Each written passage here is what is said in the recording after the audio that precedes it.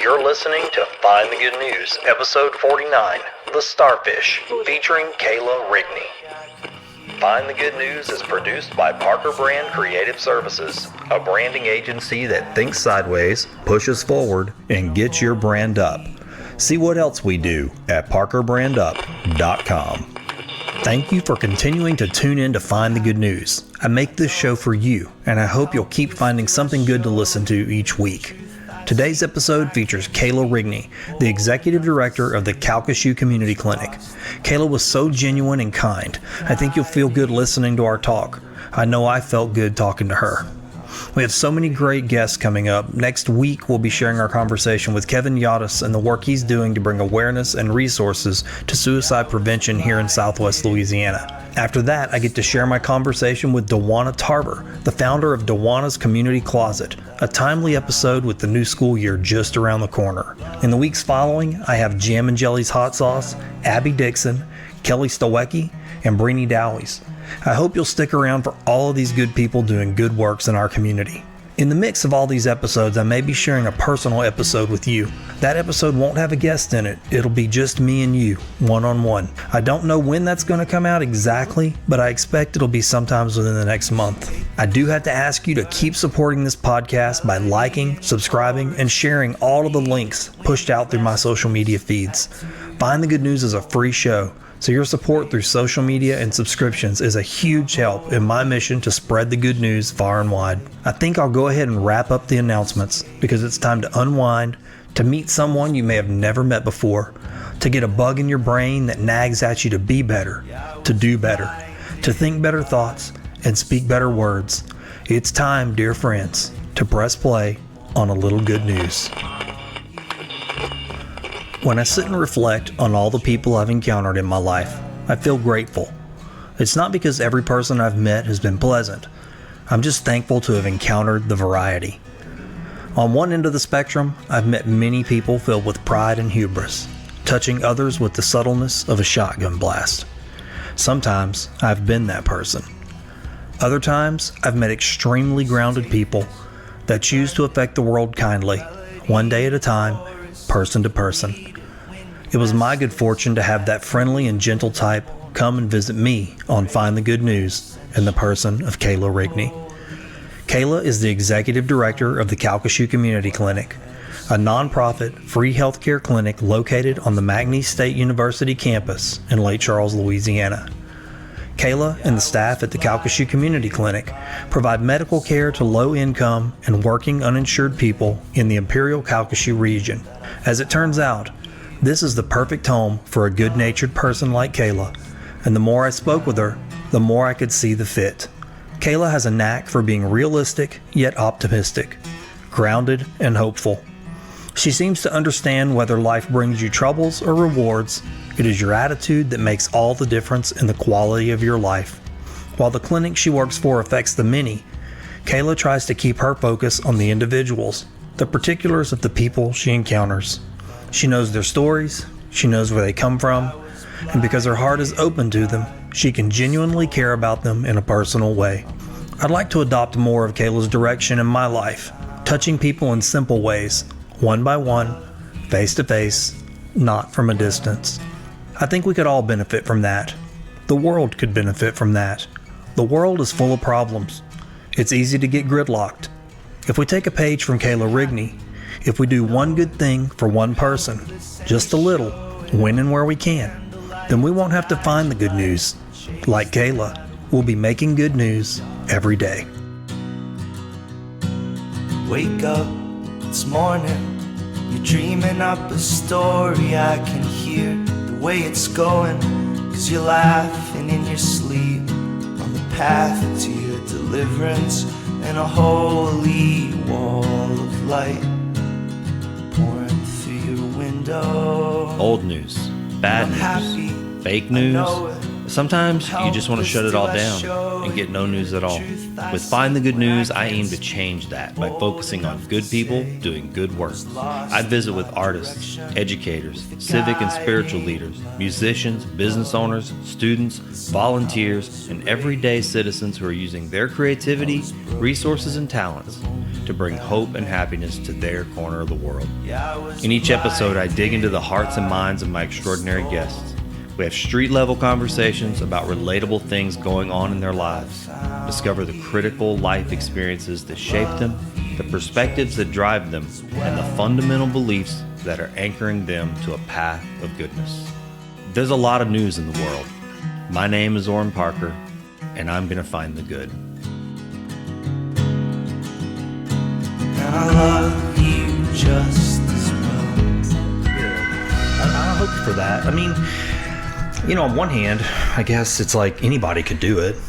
Not really. You know, because I mean, I used to go to KD's a lot when I was younger, and so I still think fondly of that time, and that was one of my favorite things was late night coffee talks, you know, and meeting new people. You'd be at a table and you'd hear like I was bad about eavesdropping, still am. And doesn't hurt anything unless you repeat it all over town. Right. Not from a gossipy point of view, but sometimes I would hear people talk about things that piqued my interest or something I maybe knew something about. And I would do that all the time. And I would meet new people. I'd go with my friends, but then this table next to me would be having this sort of maybe a philosophy conversation or talking about a book they had read. And I go, oh, I've read that book. I want to know what they think and if what I think is in line with what they think. Yeah, and there was a joy in it, like and then just meeting new people. I wouldn't say I made a lot of friends that I still have today, but it was just those sort of temporary arrangements. You just sit and have a visit, and you may not see each other again, but it was still fulfilling. But you made a difference in that moment. Yeah. So anyway, I feel like I don't guess I've ever said that on this show before, but that's kind of one of the elements I wanted to capture was that feeling of, you know, you can sit down with somebody you don't know and still have a really great, deep conversation and not have to end up in a bad space. Right. So many conversations, I find, devolve into battle. Or personal agendas. Yeah, or agendas, that's right. Yeah. So I was hoping maybe to just experiment with that and say, hey, what if the whole point of what we're doing is just to not do that? What if we just say, hey, you know, it's literally 100% okay to not agree, and we don't have to end up in this space of negativity. It's not my job to convince you of my opinion, nor yours to convince me of yours. We just have to respect that each other has a difference of opinion. Yeah. Well, look, we're already going. Uh-oh. Yeah, that's how I do it. So, first, thanks for coming. You're welcome. The bridge, I know that's everybody who comes is rolling the dice, you know. So I have to issue my disclaimer. I assume you're going to edit me smart. I don't know that I've talked to anybody on this show yet that I've felt like wasn't smart. I mean, everybody's got their own sort of, I guess, egg of knowledge, you know, and when we talk, it's like you pierce it and this stuff starts coming out. And I think, man, everybody's had some kind of gift. And I mean, honestly, I'm probably the dumbest person at the table most of the time because I just, you know, it's curiosity. I mean, I think if you're curious and willing to be curious and also willing to not know, you know, I think everybody knows what they know and they don't know what they don't know. And I'm definitely one of those people. My husband and I say that to each other quite a bit. Do you? Yeah, you don't know what you don't know. Yeah. You don't know what you don't know. I mean, that's right. I feel that way when I make a new discovery, especially with history. I mean, I love history, but every once in a while I'll land on this. Usually it's something unfortunate that I just go, oh my gosh, I didn't know. You know, this wasn't something that we're taught in school. It's not something anybody talks about. And I've lived in sort of this delusion, you know, and so sometimes those things really rest heavy on me and I can't quit thinking about them. Well, the episode you did recently with the guy that provides the service of cleaning headstones and graves, that was really interesting from a historical perspective. Wasn't it? I enjoyed that one a lot. You know, that's something, that was a real treat for me. I mean, for your listeners as well, to see somebody who apparently decided corporate America could wait. I found my passion and then discovered a way to make that work for him. Yeah. Wasn't that interesting? I was impressed. I love stories like that. Yeah, not everybody gets that. Yeah. And that's hard. I mean, I think there's just having conversations on the show and in private too. I think that most people have something scratching at them from the inside saying some version of that. And I might be wrong. I don't know. It might just be the people I talk to, but it doesn't take many minutes of talking with somebody for some version of that to start leaking out. Dissatisfaction with the status quo. And I mean, there was a time where maybe I had conversations where that dissatisfaction would lead to the next part of the conversation, which is, I'm going to get a better job. I'm going to get a bigger house. I'm going to get a nicer car. My kids are going to go to a better school. We're going to move to a nicer neighborhood. But that's starting to dissolve in the conversations I have, where I'm starting to see more people who've maybe already went down that path and go, oh man, it's just as empty. Well, and I think gnaw is there too. Maybe for me, it's an age thing. The older I get, the more I become content with what I have. Yeah. I have enough. Yeah. I have what I need to eat, to live. We live in a home. When you look around, we have it better than the majority of the people. I don't live in the best home in the neighborhood. I don't drive the nicest car, but we're happy, you know? And I think sometimes you have to look at happiness from within versus from what you can acquire, because that's not gonna bring you there. So you feel like that today? I mean, did you always feel that way? I've always been a pretty content person. Yeah. Ambitious, moderately ambitious, not competitive. So I think competition and ambition come in kind of kissing cousins, if you will. Yeah. I don't compete with others. I may compete with myself to do the best that I can do. But I've always tried to make myself be content with where I am and be happy with where I am. I think overall my outlook is better if I'm not sitting looking at the other side of the fence. If I look at my side of the fence and be grateful for what I have on my side of the fence versus looking at the other side of the fence and wishing for that. Yeah. Because you're never going to get to every other side of the fence. Do you think that's where discontentment comes from, is to looking at other things and going, I want that, or I wish I had? I think so. I think social media has done quite a bit to bring awareness to people's discontentment, if you will, because everyone wants to present their perfect self on social media. And so I think that, I've read some interesting psychological viewpoints on it, that it has brought about an increase in depression because people see what they perceive other people are having, all the success, all the things, all the happiness, but what they're seeing are snapshots that this person wants us to see. They're portraying a part, and you don't see their everyday life. It's very funny. When listening to you say that, it's making me think of something that we do when we take pictures that I've started to see other people do, and it's something, I don't know if this is where they got it from, but I know that's where I got it from, and it's the Oprah smile. Have you heard about this? The Oprah smile? So I was listening to an interview with Oprah Winfrey, and they were talking about the covers to her magazine, and they were like, you always look so happy. Like you are just having the best time. Right. And she said, oh, it's the yay. And they're like, what's the yay? And they go, well, when I take pictures, I always say, yay. And then that's when they take the picture. And I went back and looked because I was really curious, and I was like, wow, look at this. I mean, the difference it makes. Now, on one hand, I went, that's kind of cool. It makes her look happier. It lights her face up, which from a photography point of view, that's what you want.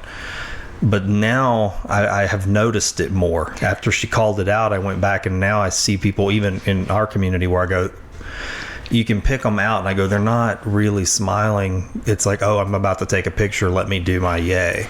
Well, and I don't know if I may be guilty of that. Yeah.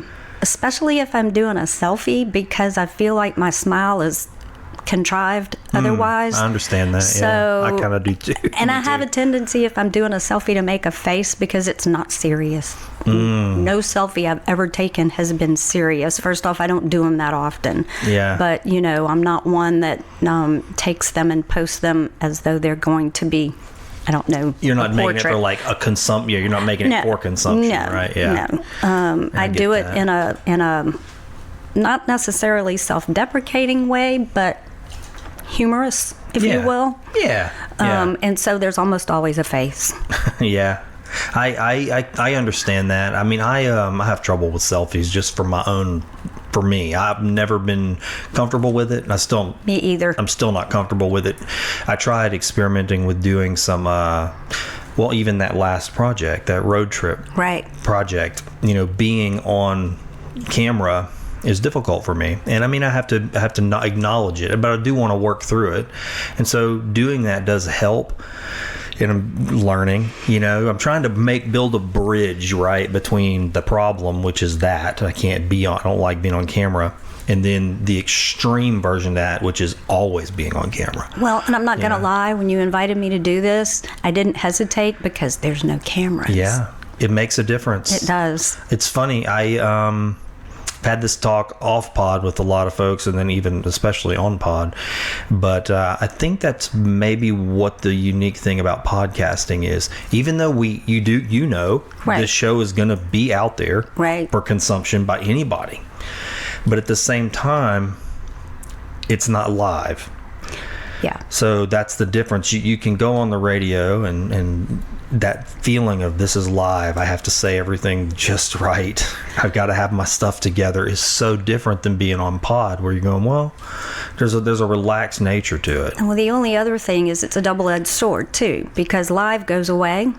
And pods are there forever. Yeah. So if you do happen to say something silly, which I'm sure by the time this is over, I will, it's there and people can listen to it over and over again. Oh, look, I mean, I had that happen. Sometimes you can scour and really look, demons are in the details, right? You can look at these pods and edit them and make sure there's no bumps and stuff in them. But did you listen to the one with Rex Alexander? I don't know if I did. I hit them sporadically. Yeah. Right, yeah. And that's kind of how I am too with other shows. Well, Rex and I, we were doing the show, and we'd been talking for a while, and he asked if we were going to take a break, and we had talked before pod about because I have some whiskey. I said, well, let's have a drink while we do the show. Well, I usually don't stop recording when we take a break. I do that in editing. And so I guess, I do not know how I did this, but I left the whole segment in there where we go, hey, let's go get a drink. And so you can hear us walk away and go into the kitchen and talk about the whiskey, and it's all just like faint. And I didn't even realize I left that in there. I don't know how I skipped it, but my wife was listening to it, and she goes, yeah, that's the one where you left the whiskey thing in there. And I go, what are you talking about? It's real life. I said, well, that's real life. Yep. That's authentic. And on one hand, I was a little bit like, oh man, I really didn't want to leave that in there. But on the flip side, it's a better portrait. Absolutely. We don't need to portray perfection. That's right. There are so many people in our community that are working to that end, I think. Like, I see so many more voices out there encouraging people to be authentic. Especially women. I really don't I don't hear it as much from men, but there are a lot of women in Southwest Louisiana who that's sort of their mantra, to let yourself be authentic. Well, and then, I look at it this way. I've got to be me, because trying to be somebody else is way too much work. Yeah. Well, speaking of you, yes, let's talk about you. Oh, no. So, I always love that I know some things about people, but I don't know what I don't know is a lot. There's a lot more to it. So I met you through the Calcasieu Community Clinic. Correct. Yeah. I think you might have been producing the annual report for the United Way. Maybe so. That's right. And did some photography at the clinic one evening. That's right. With Cassandra. Absolutely. That's right. That's how I remember it. Many years ago. It's been a while, yeah. Yeah. And so I know we did your website. Yes, which is remarkable and so easy for me to navigate. You're still able to get in there and do what you need to do? Well, Good. you fixed it. Yeah. It transferred from one mechanism to another, but you helped me get into that, and so I can that. Because I have to update it annually when the federal poverty guidelines change. Oh, okay. So it's important for me to be able to go in and adjust those numbers as I need to, so that the information that we portray to the community is accurate. So so I did that in like 2012 or something like that. 2000, a while back. Yeah. Mm-hmm. So how long had you been there before that? I started the Calcasieu Community Clinic in 2008. Were you a part of the ground floor? No. Okay, so how long has it actually been? 2001. Okay. They opened the doors in February 2001 Wow, for so the almost first 20 time. years. Yeah. Yeah. Absolutely. Wow. So can you just tell me about it? I mean, I don't know, because I talk about it to people, and I don't always feel like I have my arms around it 100%. I'll give you my elevator speech. Yeah. We're a private, nonprofit, free healthcare clinic that serves people who are working and without healthcare insurance who live in the 5-parish area known as Imperial Calcasieu. Okay. There are income constraints. Your household income has to be at or below 300% of the federal poverty level, which actually for a single person, that's a pretty decent income. It's about $35,000 a year. Mm-hmm. Just because someone is bringing in that kind of money doesn't mean that they can afford to buy insurance, because as you probably know, being self-employed, insurance premiums are skyrocketing. And Yeah. even if you can buy on the healthcare exchange with a stipend, that doesn't always come without hooks and strings. My daughter has purchased through the healthcare exchange because she works for a church and they don't have healthcare insurance.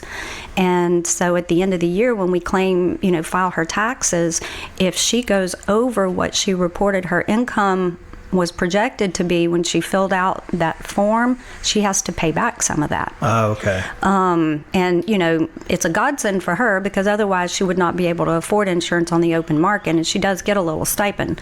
But should she decide that that wasn't for her, her income would put her within the guidelines to see us, and she has a good job. Yeah. So it's not just people who are laborers or Oh, right.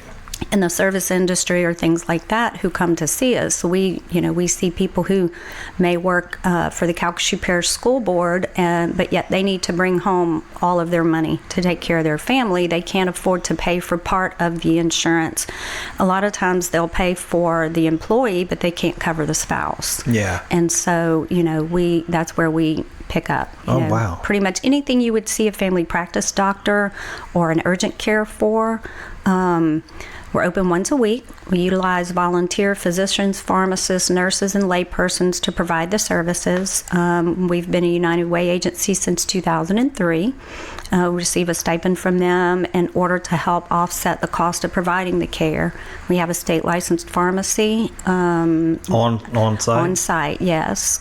So if a patient comes in, let's say in theory with what they think is a sinus infection, they'll come in and see the doctor or nurse practitioner, be diagnosed, and then prescribed medication. And in many cases, they leave with that medication by the time they leave on a Thursday evening. Wow. So, and we see patients beginning at 4 o'clock in the afternoon. We try to be mindful of the fact that a lot of them are hourly rate employees.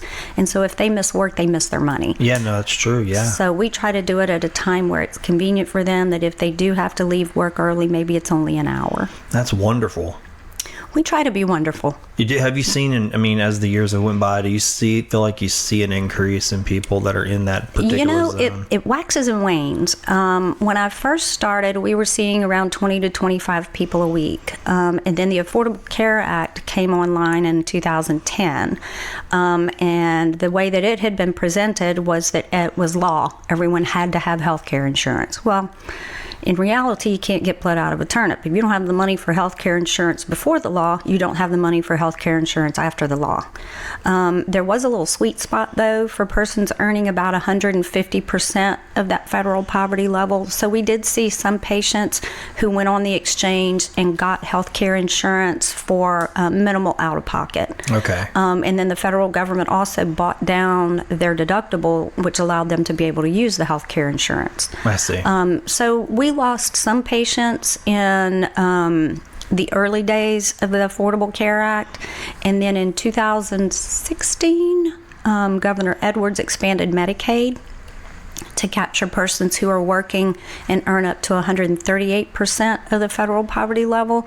And then at that point, we lost a few more patients. So we're still getting new patients coming in, but the trend that I've identified is that they're not quite as sick as the old patients that we used to see. Interesting. Okay. A lot of times the old patients, the ones that bought the health care insurance, two things. They've probably gotten to the age where they would have aged out of our program anyway. They would have been picked up by Medicare. I see. Okay. And then the other thing is that they were probably the ones who really needed the insurance, and they're using the insurance. Yeah.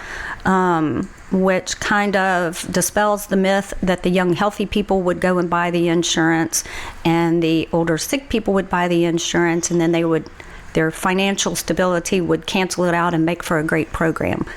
The younger, healthy people aren't buying the insurance. Okay. So, they're kind of, they're healthy, so they don't feel like they have to have it. And now they repealed that individual mandate. Right. So there's no tax penalty if you don't buy the insurance. Right. So we're seeing a few more people coming in, but those who are on repetitive medications, for example, for diabetes, hypertension, depression, things like that, we don't see quite as many of those as we used to. And I'm happy, I know it. If you're like me, then you've got a long wish list of things you need to do around your house, things you just can't get to. It's not that I don't want to do them, but between my responsibilities at work, producing this show, and squeezing in some valuable mental downtime, I can't seem to get around to fixing the small stuff, and the big stuff is just waiting in line. To be honest, it kind of stresses me out. Maybe you're stressing out too. Well, stress no more, because I've got good news. My friend Ben Von Duke has started a handyman service, and he takes the mystery out of getting these things done. Ben Von Duke is not just some guy that calls himself handy. He knows what he's doing, and he knows a whole lot. Not only is he an experienced and professional carpenter, but he's kind of a duke of all trades. What I love is that he's created an a la carte price list of services, so you don't have to worry about getting in your pockets too deep before you're ready. He'll fix your running toilet, install appliances, replace fixtures, install ceiling fans, repair sheetrock and concrete, and a whole lot more than that. Look, I'm not too proud to say this, but sometimes it takes me 3 times as long to fix something because I've got to get online and search videos just to figure out what tools I need. Then I have to go buy the tools that I don't have, and then sort of come home and do the job. I don't have to do that anymore because Ben Von Duke will do it and do it better. On top of all that, he's just a good person, someone you can trust. He's honest, he's kind, and those are things that I value highly, and I bet you do too. You can get a hold of Ben Von Duke, the Duke of all trades, the good old-fashioned way, by using the phone.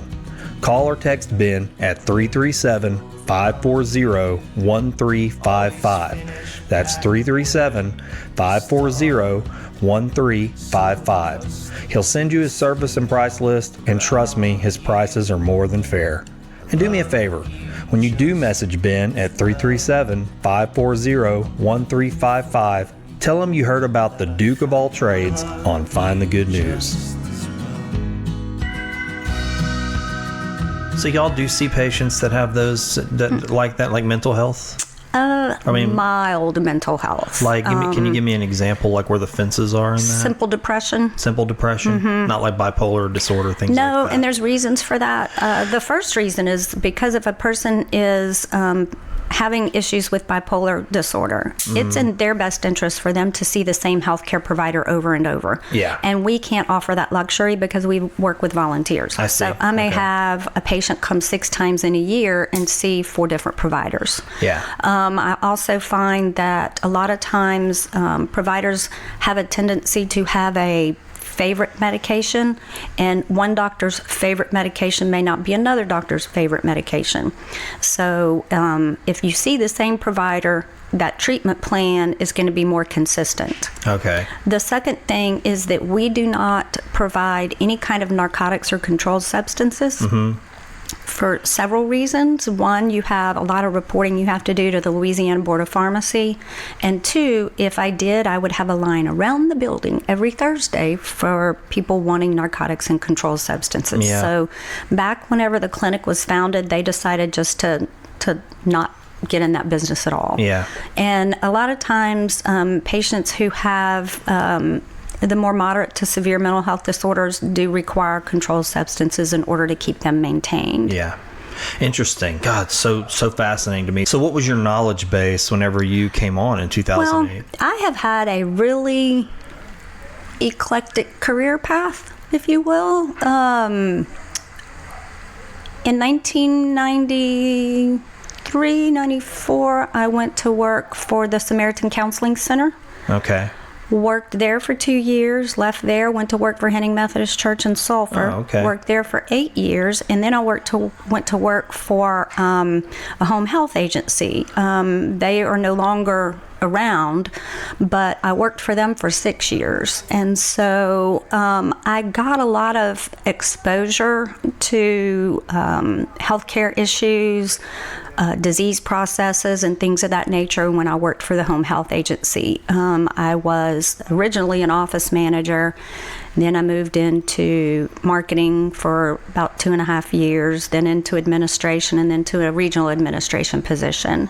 And then the company made some changes, and I was one of the changes. Oh. But I kind of felt like there was something coming down the pipe, so I'd already put out a couple of feelers. And I like to tell the story. I had the interview for this job on the same day that they invited me to find another job. So that worked out well, quite serendipitous. And during the interview, which I'll tell you, it was probably an hour and a half long, 5 people. They put me through my paces. Oh, wow. Yeah. Really. It was a real interview. It was a real intense interview. And at the end, they said, well, we haven't talked about salary. Save that for last. And I said, well, I can tell you I'm a whole lot more affordable now than I was at 2:00 this afternoon. So. Oh, wow. So it all did line up. That's strange. God takes care of you. Yeah. And as it happened, it was between Hurricanes Gustav and Ike. Okay. And remarkably, I was only out of work for 12 days. Wow. So had I known that, I'd have made better use of those 12 days. Yeah. I did a lot of worrying then. Did you? A lot of praying. Well, yeah, I didn't want to be out of work. I'm not an out of work person. No, I understand. Yeah. So it worked out. And, I thought I liked the other job that I have, and I did. At the time, I liked it. But like you say, you don't know what you don't know. I love the job I have now. Yeah. Love it. How has it changed you? I mean, has it changed you, or has it made you? I mean, obviously, I don't even know if I like the word change. Sometimes I like to say it makes you more you. Everything in this world has a tendency to change you. With each experience you have, good or bad, you evolve into whatever it is you're supposed to be. So, I think as long as you're above ground, you should be continually evolving. Yeah. Based on whatever you happen to go through, even on a day-to-day basis. Yeah. It's brought awareness for people who are out there working and trying to do the best they can. They just don't have all the tools to do everything. And when I would go out and do public speaking on the clinic, I would tell people, I was a stone's throw away from being a patient. Really? Because we were a household of 3 on one income. And we do accept people who have one spouse working, or who have been short-term unemployed. They lost their job and they're looking for another one, but they're just in between. Yeah. I love the people that we serve. They are hardworking people. They are out there doing everything they can to make their lives better for themselves and their families. They just don't have the income earning power that you and I have. Yeah. I think about that all the time. It's so easy, and I see a lot of this sentiment in the world today, unfortunately, to just disregard other people and think that because they don't have the blessings you have, that it's all their fault, and that that's them, this is me. And I just can't accept that. I've never been able to accept it. And now, granted, have I done enough to help the other? Probably not, but that still aches my heart. I just can't accept that. Well, and a lot of times it's opportunity. It's being at the right place at the right time. It's knowing the right people. Not everyone has those kinds of connections. It's interesting. It reminds me of a birthday party I went to many years ago. And, I've always been just being honest. I mean, I've always felt a little outside of the upper echelon circle. Oh, me too. I don't come from wealth or a lack of hardships. I mean, I've got it better than a lot of people, had a lot more opportunities than a lot of people, and I've had to make my own way too. But I went to a birthday party it's hard to tell stories sometimes, because what's the best way to tell it without, But just to be honest, okay, let me just say it like this. I went to the party. We were invited, and that was very kind to invite us to the party. But when I got there, I really felt like a man apart. Now, whether that was the truth or whether that was my own perception, right. I'm fully willing to accept that it's probably my own perception. Perception is reality. Yeah, a large chunk of it was my state of mind. So I kind of kicked into observer mode, which is where I go in those types of things. I mean, for some people, they'd say it's like being a wallflower, but I just kind of went inside myself, and I almost was like taking a ride inside my body, just looking. And it was a weird night, because what I saw was a lot of opportunity and wealth and just things that I go, man, this is not the world I come from. Right. The amount of money being spent at this one thing to celebrate one person's life was just blowing my mind. And the longer I stayed, the more it kind of sort of scratched at who I was. I was like, this isn't the place I'm supposed to be. But later on in the evening, there was a band there. And the band had been hired, expensive band, as it would be at this type of event. And the band, one of the lead singer was kind of celebrating the person's birthday, and they said something that just stuck with me, and I still even today think about it. They were talking about the person they were celebrating and how much success they'd had, and then he said, but in all fairness, and to this person's credit, they said they were groomed for their success. And I was like, huh. And I thought about that a lot after that night. How many people just sort of have this gelatinous buffer around them throughout their whole lives. And it's just the wealth of the family or the connections of the family, and sort of real life out on the ground in the dirt and the mud and the struggle sort of never happens. And what happened, I guess I just started to wonder, what does that do to a mind, a human being's mind, when suffering and sort of troubles never seem to ever get through the gelatin, It's an interesting thing. I wonder what it does, and if there's a lot more of that out there than we realize. That's like, well, that's maybe where the apathy comes from sometimes. And then true, you think about this too, maybe they experience life's trials a little differently. Yeah. Because they've got to be out there. I mean, no one gets through life without having trials and tribulations. Right. There's some version of it in their life of some kind. And so you sometimes wonder if people who have lived in that, who come from wealth and have never really had anything that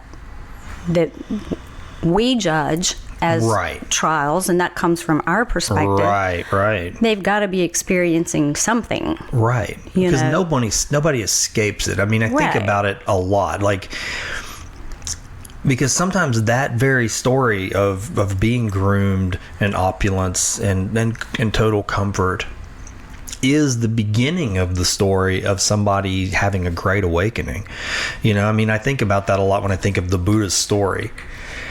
I constantly am looking around the world and seeing that story play out. I go, this prince, wealth, protected from pain, suffering, death, old age, sickness. And that became the very catalyst which created that extreme view when he finally did experience pain, old age, sickness, and death. It went, oh, okay. It cleaved, that life for him. And I think sometimes that, it's a deep reflection, I guess. Well, and I know for me, I'm not wealthy, so I never have to worry about someone befriending me only because of what I can buy them or get them or do for them. Provide, and not, there are other people that I see sometimes that I think they go through relationships, good and bad. And there is that sense of having been used. Sure. Yeah, used. I get that. I mean, I think sometimes, and again, I don't know what other people are like, but maybe they've all experienced this, and maybe you've experienced it too. Like, I've felt like that before in my life, where I felt like less a person, more a thing, to do an act. something to be used up. Right. And, just a resource. Well, and I have actually. I've had several what you call transient friendships, and once you get over the hurt of feeling that way, then you think, well, maybe God put us together for a specific purpose, and the specific purpose may have been to get that person through whatever it was they were going through. In other words, it wasn't all about me. Yeah. It was about this person who had lost a significant other in their life, and they were lonely, and we reached out, and once they found their sea legs again, they moved on.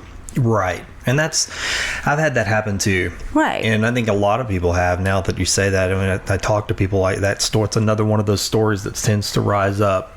And I wonder, I've thought about this quite a bit, and have become okay with it as I've gotten older. Is like, this was meant to be for just a time. Right. And that's okay. That it was just that's a time. kind of how I reconcile myself, because, there were times that you felt hurt at being left out, or... Sure. And of course, social media is famous for doing that for you. Right. And, you might be like, well, gosh, I really wanted to go to that, or I really wanted to do that with them. But then you stopped and you thought, well, maybe I had a hand in building that person's security level and their confidence, and that's why I was put in their life. And so at that point, it's okay, because chances are, if I got to wherever it was, I'm becoming a homebody in my old age. And, sometimes you go out and you're like, I just would rather be at home, hanging out with my husband and my dogs and my pajamas, and, dabbling in what I like to dabble in, versus being out and on. No, I get and that. being on. I understand that completely. I feel everything you're saying. Can I ask you, I mean, if it's no offense to you, how old are you? I was born in 1962. 1962, okay. So that makes me 57 in December. Wow, I wouldn't have guessed that. That's why I was asking you. Saying your old age, I'm like, okay, I'm over here staring at you going, how old is she? Because I hope I'm past the halfway point, I wouldn't have guessed, though, that age. I'm not trying to compliment you. I'm just saying it's okay if you compliment me. I'm not weird about it. It just surprised me. Because I have those same sentiments. I would rather be having smaller, more meaningful experiences than big extravaganzas, Well, and I was also, I'm an only child. Oh, okay. And so spent my lifetime knowing how to entertain myself. Yeah, I get that. And I love people. Don't get me wrong. I absolutely one of those few weirdos who loves people, but I also am totally okay with being by myself. Yeah, I'm the same way. I can totally relate. I don't know what other people think, but sometimes I can sense that I'm a little standoffish with people, because I do fear people. I love people. It's weird. It's like both elements. I mean, I really do love people when I get to know them. And you're just a little introverted. Very much so. I mean, and that comes from, I wasn't an only child, but the real formative young years of my life, when I didn't have any siblings, I was the oldest. And I spent a lot of time with my grandmother. And I was just thinking about this the other day. I was telling my wife I was cooking a pot of beans in a cast iron pot. And just the smell was stimulating all these memories. And I told her, I said, this just cracks open this whole little nook in my mind of spending winter days at her house in front of her fireplace. And she would have red beans and rice hanging on this arm inside the fireplace. And she'd be napping and I would be awake, and I would just play under her giant kitchen table, and listen to the fire crackle and smell the beans and sausage and chicken in there. And I don't know, that was like a whole universe to me. And I was totally fine with that. I could do that all day. And I long for that sometimes. And that rhythm of just being with your own self. It was very comforting to me. It's a simple life. Yeah. And I think there's so much in our world now that we're overstimulated with electronics and television and media and all the things that are coming at us from various devices, that your mind sometimes has to reset through simple things. For sure. I went through a time where I had read an article about tablets, iPads and Android tablets, kind of causing ADD in kids. And once I really kind of got into the article, I saw how it could do that, because you have instant gratification at your fingertips. And if you're playing one app and you get bored with that, well, you just close it out, play another one. You close it out and you play another one. And as I'm reading this article, I'm thinking, holy moly, this is me. And so, because I'll sit with an iPad in my lap and I'll play solitaire and I'll look at Facebook and I'll look at Instagram and I'll check my email and answer a text message. And, you know, so you've got all of this stimulation at your fingertips. And I thought, okay, so I need to reset. And so I took up coloring. Oh, wow. Got myself some pencil colors in an adult coloring book, and I would sit there and color and kind of retrain my mind into concentrating on one specific thing for an extended period of time. Yeah. I get that. I really get that. It's interesting. I find nature, things in nature, not just going to take a walk in the woods, or which I do love, but I like it when there's a nature event, and what I mean is like a thunderstorm or even a rainbow or something that's only going to be there temporarily, because I can, especially a thunderstorm, it's one of my favorite things to do. Don't get to do it enough, but I love to go sit outside and just watch a storm develop, and just the sounds and the light and the wind, and they're all different. There's never the same thing that's going to happen, and that can really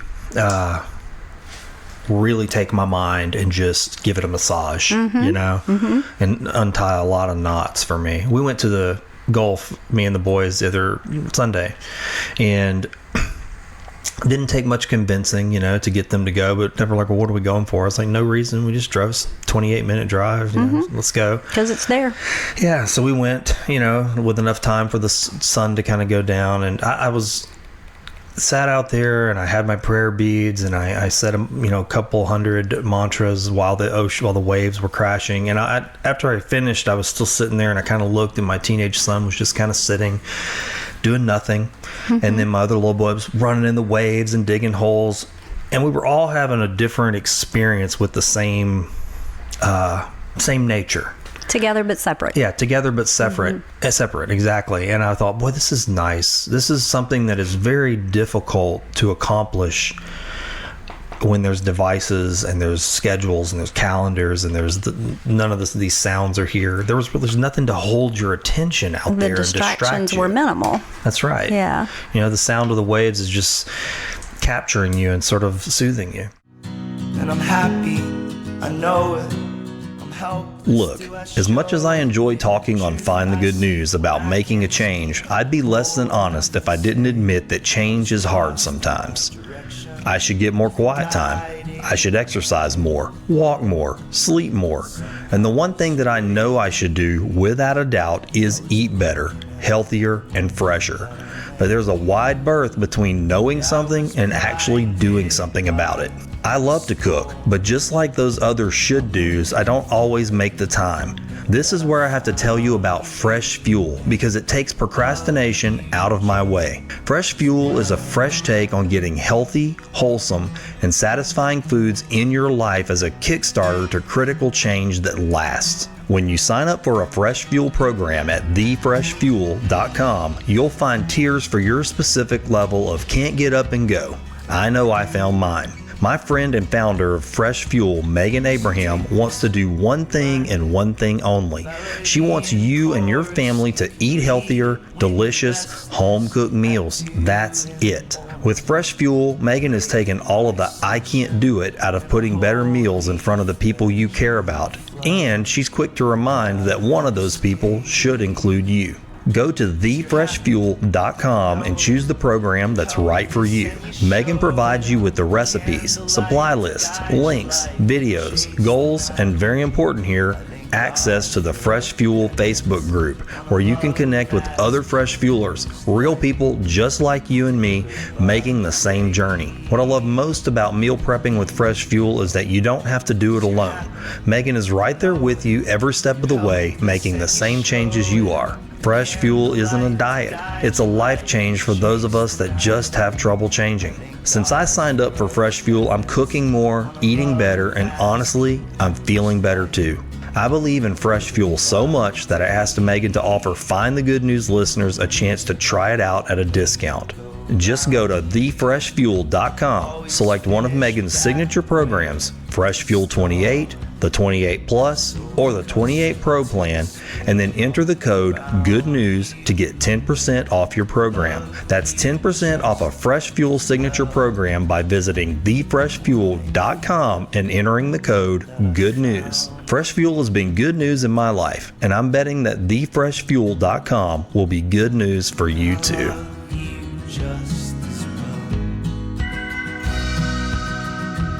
So anyway, I don't know. I made a decision. We've been trying this summer to, instead of taking a big vacation, we're trying to take weekend trips. Just go do something cultural or even local, whether it's just go listen to music, but make sure the boys get to experience those different things. And so they don't feel like, and again, this is going to sound probably out there, but I don't always feel like you have to take a big vacation. Very few times can I think of a big vacation that's really been a vacation for me. Right. It's a lot of work. It's a lot of pulling and hauling. But these little day trips are they're bite-sized and they're totally doable. Not a lot of resources are expended, and you can slow down and actually just be where you're at. Right. It's been so different, and I've enjoyed doing that. Little palate cleansers. Yeah, yeah. And I think in one hand, I think looking forward to a big vacation to some degree for me, and again, I don't know if this is true for everyone, but it's been, it's almost more chasing, if it makes any sense. Like I build it up when I have those things. I build it up. It's bigger and bigger. There's so many more logistics. Right. And it becomes this sort of thing that if it isn't good, you've put all this energy, and it's almost like a perfect illustration of how you create suffering for yourself, if that makes any sense. You set something up on this pedestal, and then when it isn't to what your standard you think it's going to be, then you're upset or you're sad or you're disappointed. It's the expectation, disappointment connection. So when I think of vacation, sometimes that frightens me, because I go, ooh, this is a strange little path I might enter here. We used to take trips to the Guadalupe River. Oh, wow. In New Braunfels. Yeah. I have a friend who owns a campground down there, and Nice. the campground has cabins, and so, which I use the term cabin a little loosely. It's a log cabin with a double bed and an air conditioner. Okay, so it's like just a little hard-sided heck tent. of a cabin. Right. Yeah. Okay. So you are almost completely self-contained with regard to having to bring everything that you need. And don't get me wrong, I loved those trips. They were so much fun. But like you say, it was the making of the list and the planning and the checking off and the putting everything in the Rubbermaid tub and the making sure you have what you need, but not so much that, and I was telling my husband the other day, we haven't been in years because we've got dogs now, and I think it would probably cost us as much to board the dogs as we would pay for the trip. Yeah. And plus we like the dogs, so I don't like to leave them. And so he said, I miss being there, but I don't miss preparing to get there. That's a great way to say it. Yeah. And I thought the same thing, if I could just blink my eyes and be there and have everything I need there. Yeah. And then blink my eyes and get home, because I hate the coming home part too. Yeah. But yeah, it's the preparation which falls on mom and dad most of the time. I have had experiences even with like going to family reunions. I'm not very good at small talk. Which is ironic, because that's what you're doing right now. Yeah, I wonder though. I like this. It's small talk with an intent to continue to go far into. Sure. But I'm not very good at. I guess I should define what small talk is. Like I'm not very good at. Did you watch the game? Right. Or Yeah. how many miles a gallon you get on that? Yeah. You know what I'm saying? Yeah, I do. Okay, so I'm not very good at that kind of thing. And what I find is when I go on group trips with people, especially with individuals I don't know, I somehow somehow get stuck in those things, and I end up devoting like 50% of my mind to pretend like I really care and present, but the other 50% is just kicking and screaming, going, "You hate this is miserable for you. Yeah. Walk away, go away, just go away." And so I always have those types of things that are deterrents for me on big trips with groups. I'm just like, I just don't know. I have a friend, she and I are of like mind, weird, eclectic, and we like to make stuff. Yeah. And we'll start things at home, but then, back to the old D word, the distractions of everyday life get into the middle of it. So we have started doing, we call it our craptastic extravaganza and nature retreat. Okay, so tell me about this. We pack up a whole bunch of stuff, and we get in her vehicle and we drive to central Louisiana to her family's camp. Okay. And then we unpack all of our supplies and we make stuff. Yeah, wow. Okay. We did it at Christmas time, and we made ornaments and vintage collages and just weird stuff. We did it again about 3 or 4 weeks ago, and painted thrift store paintings, weird stuff. And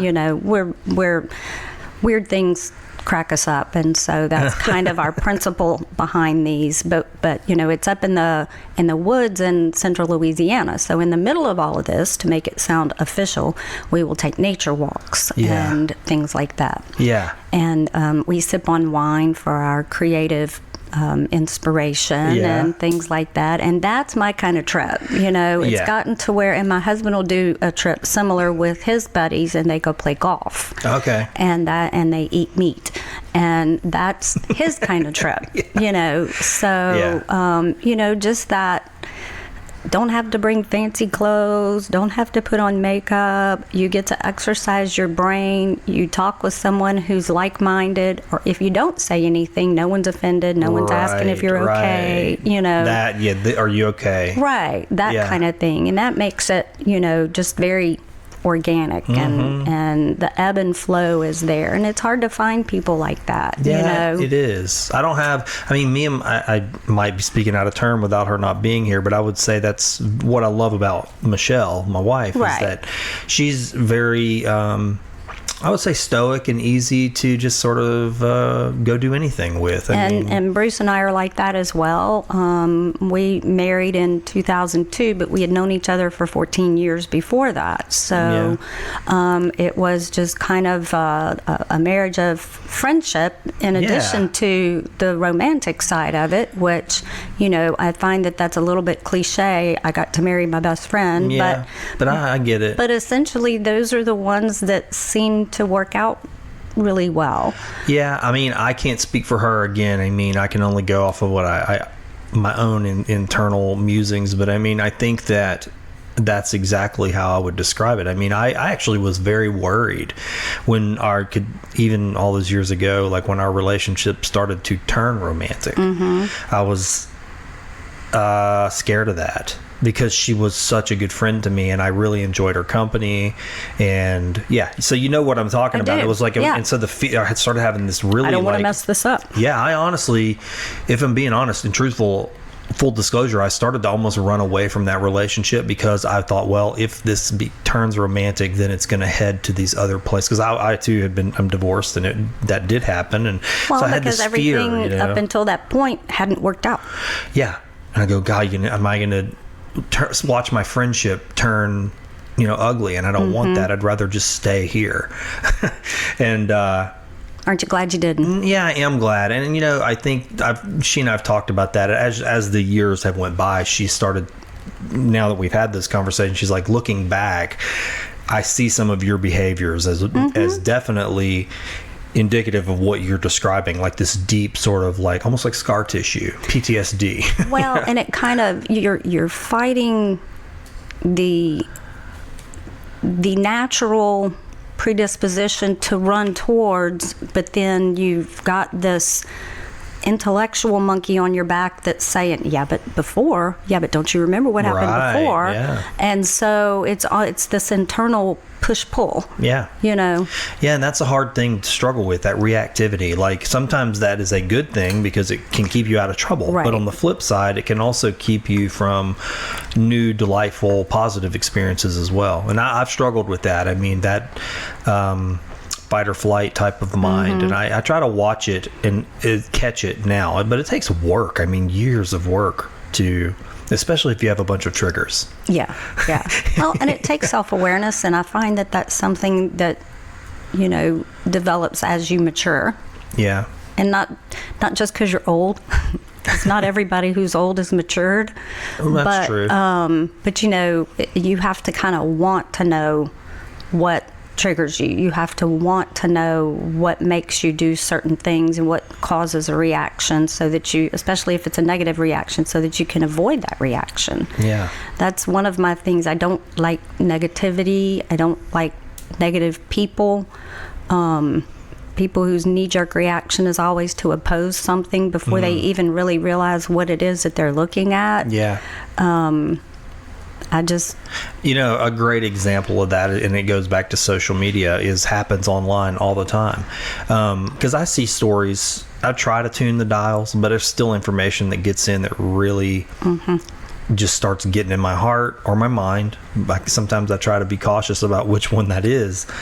But, and guilty too. I've done this where I will read an article, because I'm jumping all over. So, I'm not a big fan of headline skimmers because I've been a headline skimmer, right? But I don't want to do that. So I try to not and go, okay, if this headline's triggering me, I almost now make it a habit to go purposely, even if it's something I go, it's probably not real. I still want to go read it. Right. In doing that, what I've discovered is there's information out there that's just old information. 4-year-old stories, 5-year-old stories that are being put out there. And I definitely don't want to be one of the fake newsers. I mean, I don't like that mantra. But at the same time, I think sometimes things are just shot out there to get a rise. And, and if people forget that there's advertisers behind a lot of that information, trying to get you to get in there because they're paying for clicks. And so I say all that because we have to watch what we're consuming, like, vigilantly, even more than we ever have before, I think. Well, and I think a lot of times, rather than to fall victim to clickbait, if you see a headline, you can maybe even take it to Google and type in something similar and see what all hits based on what you've asked for, because then you're probably going to get maybe several different articles written from several different media sources, and then you can read all of them and come to your own conclusion versus being spoon-fed what they want you to think. But let me ask you something. That's one that's exactly what I've learned to do over the last few years. Do you think that a lot of people are doing that? I mean, just your opinion. I mean, what do you see? Because I see less of that than I don't know. I think people are so busy that they are more apt to just take what's given to them than to dig deeper, drill down on a specific topic, and make an informed decision. Right. I personally don't like politics. Right. No, I don't love it either. So, a lot of that stuff, I just, what's going to happen's going to happen. And so I just kind of, and I know that's not right. I should probably be more involved. But, like Facebook, I'm kind of on it. I like puppies and kittens and kids and funny stuff. Yeah. And, if you start posting a bunch of political stuff, if you start sharing this story and that story, and, I'm liable to step back. Yeah. I'm definitely guilty of both. I try to share good information, but then it's, of course, everybody's their own. But you have to also do your homework to make sure, like you said before, that it's legitimate information first off. Am I sharing something that's legitimate? And then also, what's good? I mean, I ask myself that all the time. Like, there's so often the things I'm sharing are things that I care about, but to somebody else, it's just negative. Well, it's like, I don't care about that. I don't want to see that. And that's why scroll on by is such a neat feature. But you also, and I am a little bit, I don't know, maybe it's a security issue. When you share something, suddenly people start offering their opinions on it. Right. When you're like, that's not really why I did this. Right. You get some long lost cousin friend from wherever who's got this really strong opinion about what you just shared. Yeah. And then it stirs up everybody who's in the thread who may have been saying, oh, wow, that's good information, Yeah. So I don't know. I don't know. Sometimes I know what you mean. You don't want to kick the ant bed. And so Yeah. you have to be really sure that for example, I shared something a while back about energy drinks and teenagers. Yeah. And adults as well, and increasing the risk of stroke, which I didn't do what I just said I should have done. I didn't Google and look at several options. And so, I read the article. It made sense from a physiological standpoint. And I just felt like, there's a lot of kids out there who are, they sell it to everybody and they're drinking enormous amounts of caffeine, and it may not be good for them. Yeah. And then I get someone from wherever who dispels it completely. Yeah. Okay. Yeah. So at this point, you know what I do? I just took the whole thing down. Yeah. Yeah. I'm a social media manager for one of my clients, and it's in the medical field. And, they've kind of given me autonomy to post informative articles to their customers. With that kind of situation, I can't really have a voice because I'm not a medical professional. Right. But at the same time, I still have to go find articles and read them and find out if they're valid. Right. And what I find is that just what you said, I read so many articles. I cannot even in that one arena. That's just one client. So you end up with this knowledge base of information about this particular service that they provide, right? But what I find is I find conflicting information. Absolutely. Constantly. So one week in my aggregator that I use to kind of feed me these articles that I need to read, I'll read why cheese is good for XYZ. And I'm trying to be vague enough, Sure. but why cheese is good for XYZ. And I'll go read the article, and there's all kinds of information and even links. And so I go follow those. I don't have time to go down every link, but I'll read a few and go, hey, this seems like there's some actual valid information. So I post it, for the client in their Right. feed. A month later, I'm doing it again. I go do my aggregator. Cheese causes, new study shows cheese could cause, early onset XYZ. Follow the links. There's backup information for that too. Both articles are correct. Right. Well, You know? and I always call that the eggs are good, eggs are bad theory. That's right. And Yeah. it was eggs. I'm just saying cheese, but it was eggs. Right. And I was like, eggs cause high cholesterol. You should avoid eggs. Yeah. Never eat egg yellows are high in fat and blah, blah, blah. And then the next thing you know, several years down the road, hey, you know what? Eggs aren't all that bad for you. yeah. And I'm happy, I know. You're driving down the road. Everything is going just fine. You're listening to the new episode of Find the Good News in your car, and you're all stoked about trying out this zipper merge thing you've been hearing about, when all of a sudden you hear that sickening tap on your windshield that's just a little too loud. I've got some bad news for you. You've just got yourself a rock chip. Unfortunately, I've got some worse news. If you don't take care of that rock chip, it's going to turn into a crack. But I do have some good news too. You don't have to have a rock chip or a crack, because I've got a way for you to take care of it ASAP. If you go to asapglassco.com right now, you can stop that chip from winding across your windshield like the Calcasieu River. I used to be terrible about getting a rock chip, saying I'll take care of that later, and then later turns into this irritating crack that just spreads from one side of my windshield to the other. I should have taken care of it ASAP by scheduling a repair with ASAP Glass. ASAP Glass is local, right here in Sulphur, Louisiana, and they're mobile. Even better, you can get a quote right from your mobile phone at asapglassco.com. ASAP Glass is owned and operated by two of my best friends, lifelong friends, Dan and Kayla Smith.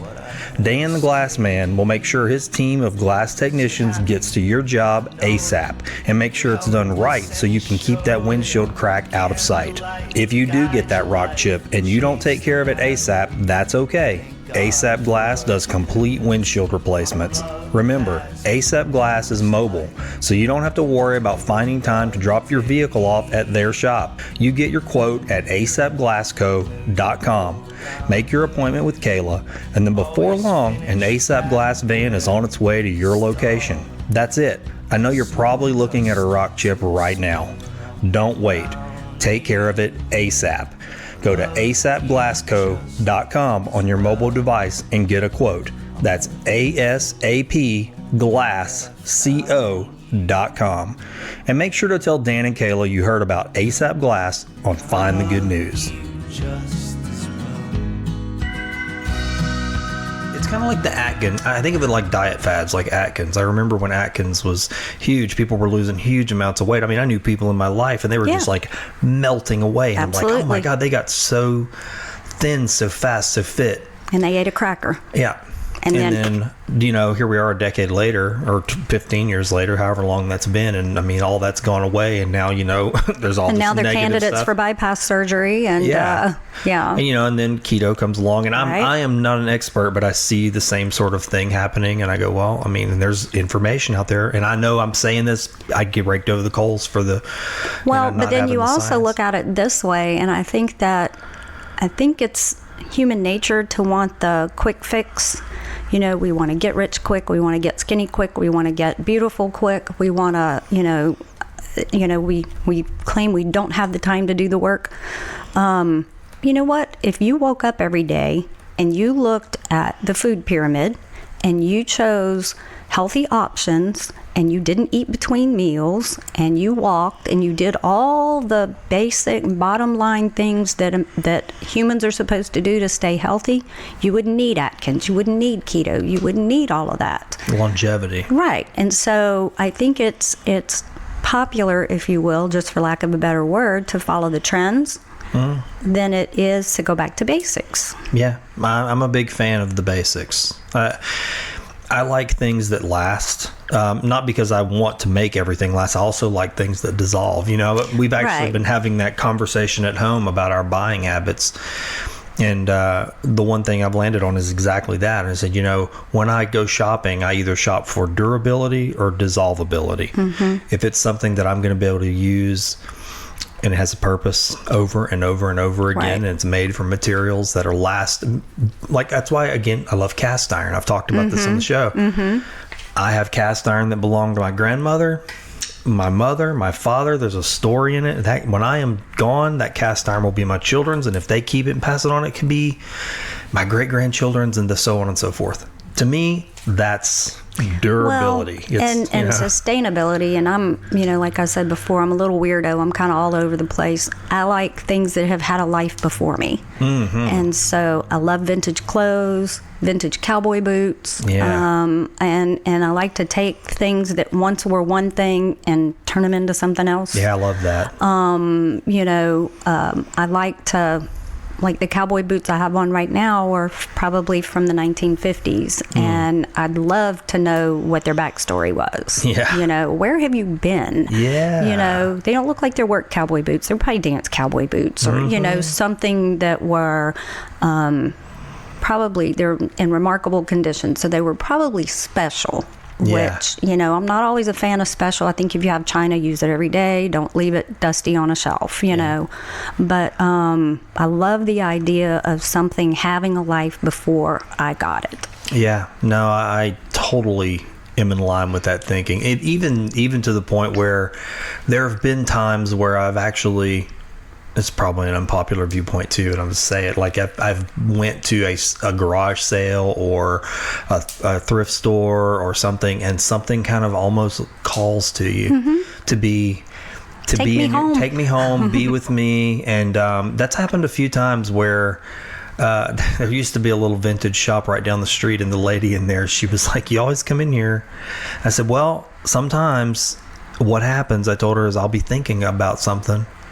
driving around, I'm like, I wonder I need this in my life, or I want this thing, but it's like a scratch, and I'll stop in there and somebody will have just brought it in. And so she was like, well, you just know. And I love vintage. It invokes a feeling of nostalgia. It brings back for me anyway, maybe not for everybody, but for me, the good feelings of my formative years. Oh yeah, for sure. And so I may walk around a thrift store 2 or 3 times a month, see different things every time I go, and walk out empty-handed. But a lot of times, you'll see oh, my grandmother had that. That's so neat. Now, I don't need to take it home, but it's nice to be reacquainted with it. Yeah, no, I know what you mean. I feel that way about books sometimes, especially encyclopedias. I can remember, I think about this, I don't know why lately I've been thinking about this a lot. When I was 6 or 7 years old, I spent a lot of time with my grandma's house, or even younger than that. But she had this whole set of encyclopedias, and I would just be bored, and I would go slide the little glass cabinet open. And I still remember the little symbol, the little foil-looking thing that was stamped. It was like a atom and a rocket and like something on the side. And I would just sit there and just flip through it till something caught my eye. Well, they were precious, and chances are your grandmother sacrificed to get them. Oh yeah, because they were expensive, and it was, you had the world at your knowledge. I mean, all of it was right there, anything you wanted to know. And now we have the internet, so again, instant gratification, you just type it in and it's right there. But I remember doing reports and having to pull encyclopedias and look at several different sources and literally read stuff. The guy, it's funny that we're talking about this. I didn't know what we were going to talk about, and this is interesting because when you got here, the Sulphur Fire Department was doing their inspections and stuff. And when we were standing out back, one of the guys said, "Hey, I know you." And I said, "From where?" And he said, "Well, didn't your parents have the video store here in town?" And I said, yeah. And he goes, "Okay." He said, "Man, we used to go in there all the time." And he ended up saying, "Oh, you draw really well." And I remember he had all these details, and I go, "Man, I just crazy."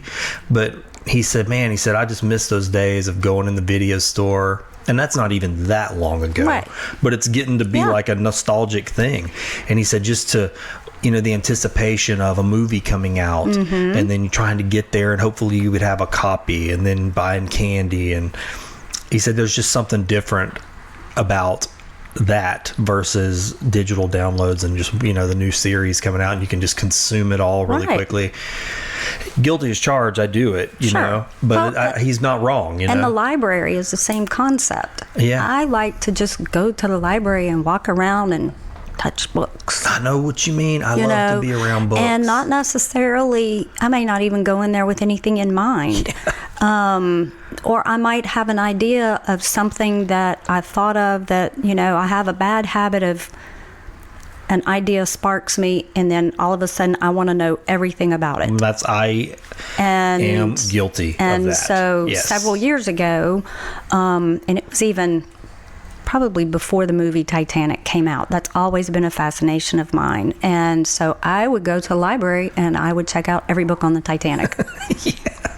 And read them and look at the pictures, and and then I'd bring those back and go get some more, and then I would exhaust all of it, and I'm over it. I'm on to something else. Yep. I totally get what you mean. That happens to me, I would say, probably with philosophy and spiritual books, because what I've found in this 20-something years of kind of chasing that goal is that one thing just constantly leads to another. Everything is built upon something else, or maybe not the whole foundation, but there's these incredible figures. And so when you start reading, the works of somebody else, one person, they'll mention Walt Whitman, and then Walt Whitman again. And that's how I discovered Walt Whitman at a young age. I was like, okay, who's Walt Whitman? I had no idea. And then you get into Leaves of Grass, and I'm like, okay, I've got to know everything about Walt Whitman. Why does he write like this? Who was the man? And watching documentaries, and I get it. And it's like you consume it, and then it's like, Okay. But it's so fast and Now I'm furious, done. and I'm on to something else. Yeah, I'll do that happens a with lot. authors too. I'll read a book. If I like the author, now I'm on a mission. I got to read everything they wrote. Yeah. You know, may not get through every book because, you know, I'm bad about if the book doesn't grab me in the first 35 pages or so, you know. Yeah. Especially fiction. Life's too short to read a bad book. Yeah, I know what you mean. I have to shift gears with my reading habits from time to time because one, I love to read informational books that are just telling me about something. It's like this happens because of this, and you know, so I can really go, wow, I didn't understand this before, or a new perspective on something. Right. But then once I've done that, I can't go do that again. Like immediately, it's just too much. Then I need some kind of a palate cleanser. Right. And I'll need to read like a biography type of book. You know, I used to read a lot more fiction when I was younger, but I find that I don't read as much fiction anymore. And I think it may be because I'm getting that kind of satiated with digital media. I think that might be why I used to want to read it more, but now I want to read real stories. Right. You know, about real tales or even real perspectives. I don't know. Well, and I'll find that I'll get hooked on an era, you know, a certain, you know, typically I like late 1950s to early 1970s. Yeah. I love the civil rights era. Oh, really? And so I'll start hunting and trying to find books that take place during that period of time because I feel like we could learn so much about how things evolved and what actually happened. And I'll read books from different points of view. Right. Because there's certain points of view that maybe the media wants us to have, so they feed us that information. But then there are other points of view about another person's perspective, which was their reality. Yeah. And so, you know, it's just, I just find it fascinating. I get it. I totally do. I love to the same thing. One of my favorite books is The 7-Story Mountain by Thomas Merton. And I mean, he had such an interesting life. And I guess from his perspective, he would say it's no more interesting than anybody else's. But just the way he's able to portray his childhood, and he lived in so many different places. You get these little formative slices of life, but he's very good. He was very good at describing the world that he was in, and his feelings and such. So I love that kind of thing. Yeah. I don't know. I'm right now. I'm all over the place. I think I'm between, and this is no kidding, like probably 8 different books right now. And I was this morning realizing that I'm about to finish one of them. And I was like, oh, I'm actually getting to the end of this one. Yay. And I was actually, I used to not read that way.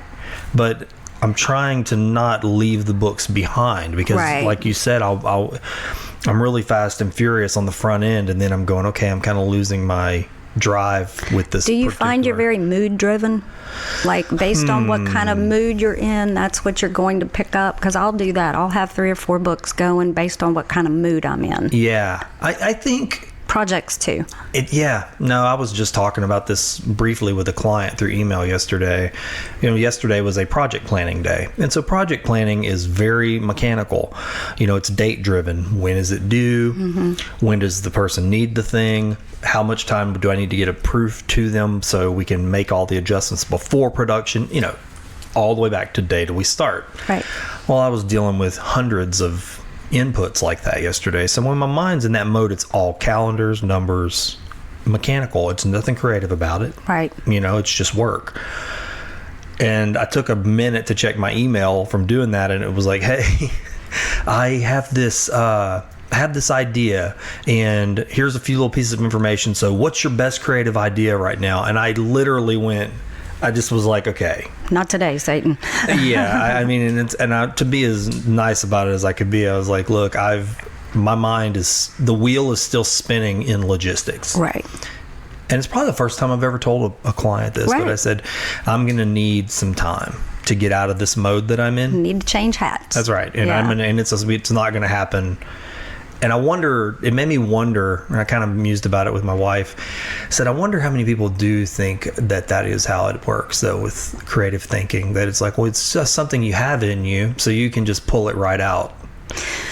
Yeah, I'm a very logical person. I'm very methodical, very analytical, but I also have a creative side. Yeah. But like you say, if you're busy thinking about analytical things, then to go and try to be creative is not going to work. Right. Unless what you're creating requires exact numbers. Yeah. You know, like if I'm going to build a piece of dollhouse furniture, the analytical part comes in handy because, you know, you've got to figure out what your perspective is and, right. you know, how to cut your wood and this angles and crap like that. Anyway, right. But if I'm going to do something else that's really creative, you know, draw a picture or something like that, doesn't work. You just, you know, like you'll sit down to do it and you're like, nope, not in the mood. And I'm happy, I know it. I'm helpless. Do you ever hear a good song on the radio that just moves you? Maybe it stirs your heart, but then it starts to move your body too? Do people around you say things like, you've got rhythm, or where do you get your energy? Well, I've got a secret for you. That might be your dance coming out, and the Whistle Stop Dance Sport might be just the job your dance is looking for. I know your first thought, but I don't have any dance experience. That's one of the good things about this opportunity. You don't need years of dance experience to do it. What Whistle Stop Dance Sport is searching for is a multi-dimensional talent. What does that mean? Okay, I'll tell you. You see, dance goes far beyond formal training, though that is a plus. Being able to dance means you can take life by the hand and let it put one arm around your waist and move to the rhythms that flow your way. To be a dance instructor at Whistle Stop Dance Sport, you'd need to have experience working with children, good rhythm, positive energy, and a personality for people. Dance Sport works to enrich children's lives by offering social, emotional, behavioral, and cognitive skills that naturally build confidence. Through dance, these children develop self-esteem, express themselves creatively, and strengthen critical thinking skills. Does the thought of affecting young lives in a positive way stimulate your mind, your heart? Do you want to do something that matters? Something that could really change the course of a young person's life? Then maybe that's why you heard about this dance instructor position with Whistle Stop Dance Sport. You can send your resume or letter to Whistle Stop Dance Sport, 1518 18th Street, Lake Charles, Louisiana, 70601. That's 1518 18th Street, Lake Charles, Louisiana, 70601. Training dates for this position start in July 2019. So if you feel you may be right, don't wait to send in your resume. If you'd like to hear more about this position, call Whistle Stop Dance Sport at 337-515-7577. That's 337-515-7577. And if you do call, do me a favor and let them know you heard about this on Find the Good News. It's different modes. I mean, it's literally different modes. And I think you can blend some things together sometimes. There are projects that take both skills at the same time. Sometimes like video. Yes. You know, when I'm out shooting video, typically looking for a creative angle. But very technical. That's right, because I have to think, is my lighting proper? Mm-hmm. Are the people going to walk through the frame at the right time? Am I using the right lens? It's all these settings. And how's it going to look when I'm finished? Yeah. And put it on the screen. Exactly. Does it cut together? So sometimes I've told that to people, and I'm sure other videographers do the same thing. You're already editing while you're filming. Most of the time you're going, okay, this is going to cut together with this shot. And then you'll even think of a new shot and go, I need a seam. This scene doesn't work if I don't have something. Mm-hmm. So there's all that, and that's it's technical / creative. My husband was a television videographer in one of his former employee positions. He worked for KPLC years ago, and then he went to BRZ in Baton Rouge. So, of course, I know everything's changed dramatically since those days. Though. But he and I have had conversation about that before too. You know, it can be a bit much almost sometimes because your brain is. For me, especially being an observer, I watch my mind a lot and think, what's going on in here right now? Well, you're covering 360 multidimensional, trying to get it to come out the way your mind thinks it should come out. Yeah. But yet applying someone else, the variables of another person, let alone your equipment and things like that. It's, right. Yeah. I think a lot of times the perspective I've learned to take to kind of help me in those types of things where there's too many things going on like that is to look at it all as raw goods and go, okay, I need to create enough raw goods in this particular filming mode that I'm in so that when I get back, I can do creative editing. Right. You know, and if I don't have it come, that's why a lot of times I overshoot. You know, I would think you have to. You do, because Yeah. you're going to get back into editing and just go, man, you don't think you need it. And sometimes I've overshot and been like, this footage is a waste. I overshot, but I'd rather that than to be that's back where I and not learned have about enough. B-roll. Yeah, exactly. He's taught me a lot. And since I started with the clinic in 2008, I've had to learn how to be okay in television interviews, and which is a learned process, and kind of how to work with the videographer and the interviewer, and a lot of times it's the same person, and provide things that they could use as B-roll and additional, photos for,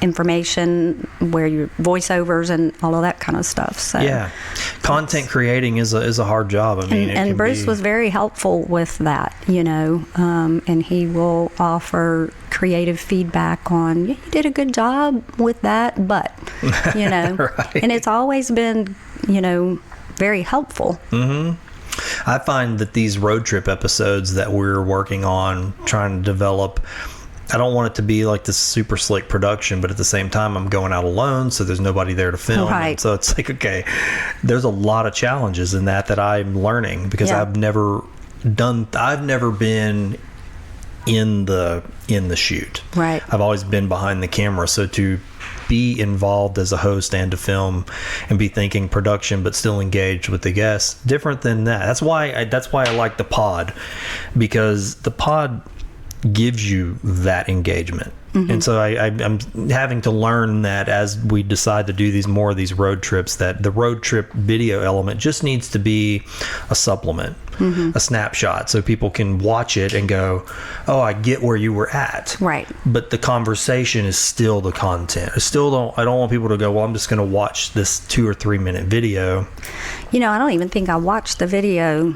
Oh, that's interesting. With Good. the road trip, because I'm familiar with, or somewhat familiar with, Orange Grove Cemetery. And so, my mind knew where you were. Yeah. And again, thanks to, I think it was the Arts Council. Yeah, they did had the haunted tour, cemetery tour. Yeah, brought new perspective to what goes on out there and where things are. That was really good. I didn't get to go. I hope they do it again. It was really good. This year I'm going to do a haunted cemetery tour. Well, not haunted. They don't call it that, I don't think. This one was called Living Cemetery. Living Cemetery. Yeah, They that do was it in good. Natchitoches too. Oh, do they? Yeah, they Okay. do. They do that up in Natchitoches at the American Cemetery, and I have a special place in my heart for that cemetery, and I'm going to go this year. I didn't go last year because I had already had a trip planned, and it was after that. Yeah. But this year I'm going to try to Make line it a up. destination. Yeah, I want to be a part of it and see what they do, because they had pictures, and I thought, man, this really. In fact, I'm going to be going there in August this year, and I think I'm going to do an episode of this show there, but it's just going to be me out there and just reflections throughout the day. I'm going to see how it goes. I don't know. It's just been on my heart to do something like that.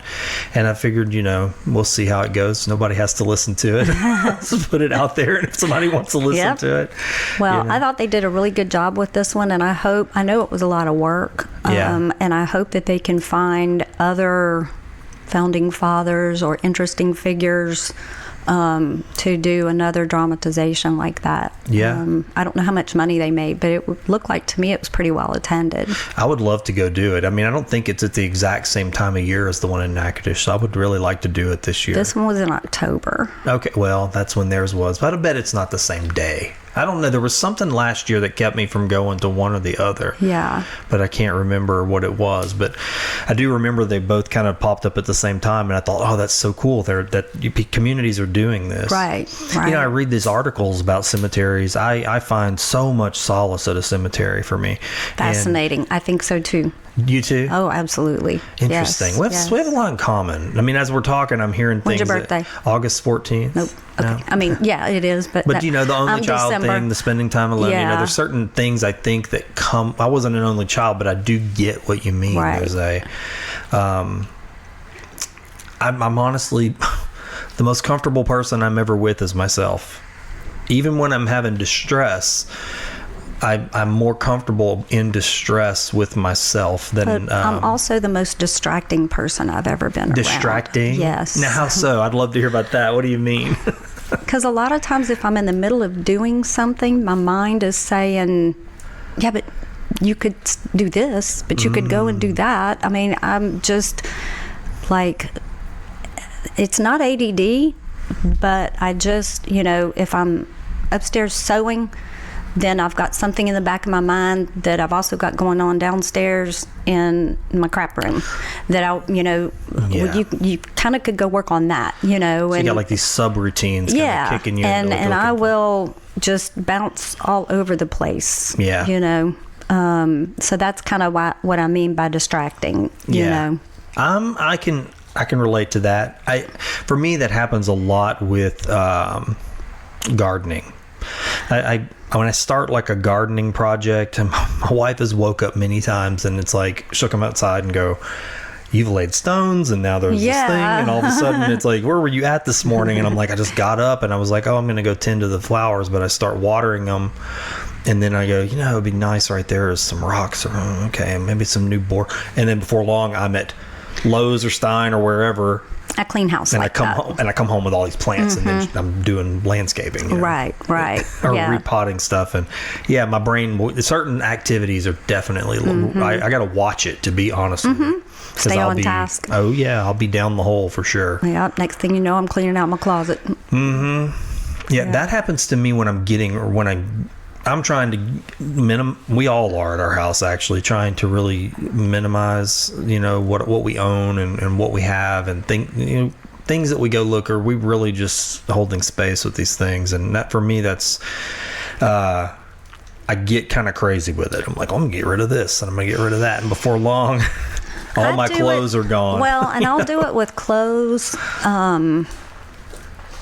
but mostly so that I can make more stuff, which is probably not the best way to be. But you said make more stuff, so you can make more stuff. Which is part of the hobbies and interests. Right.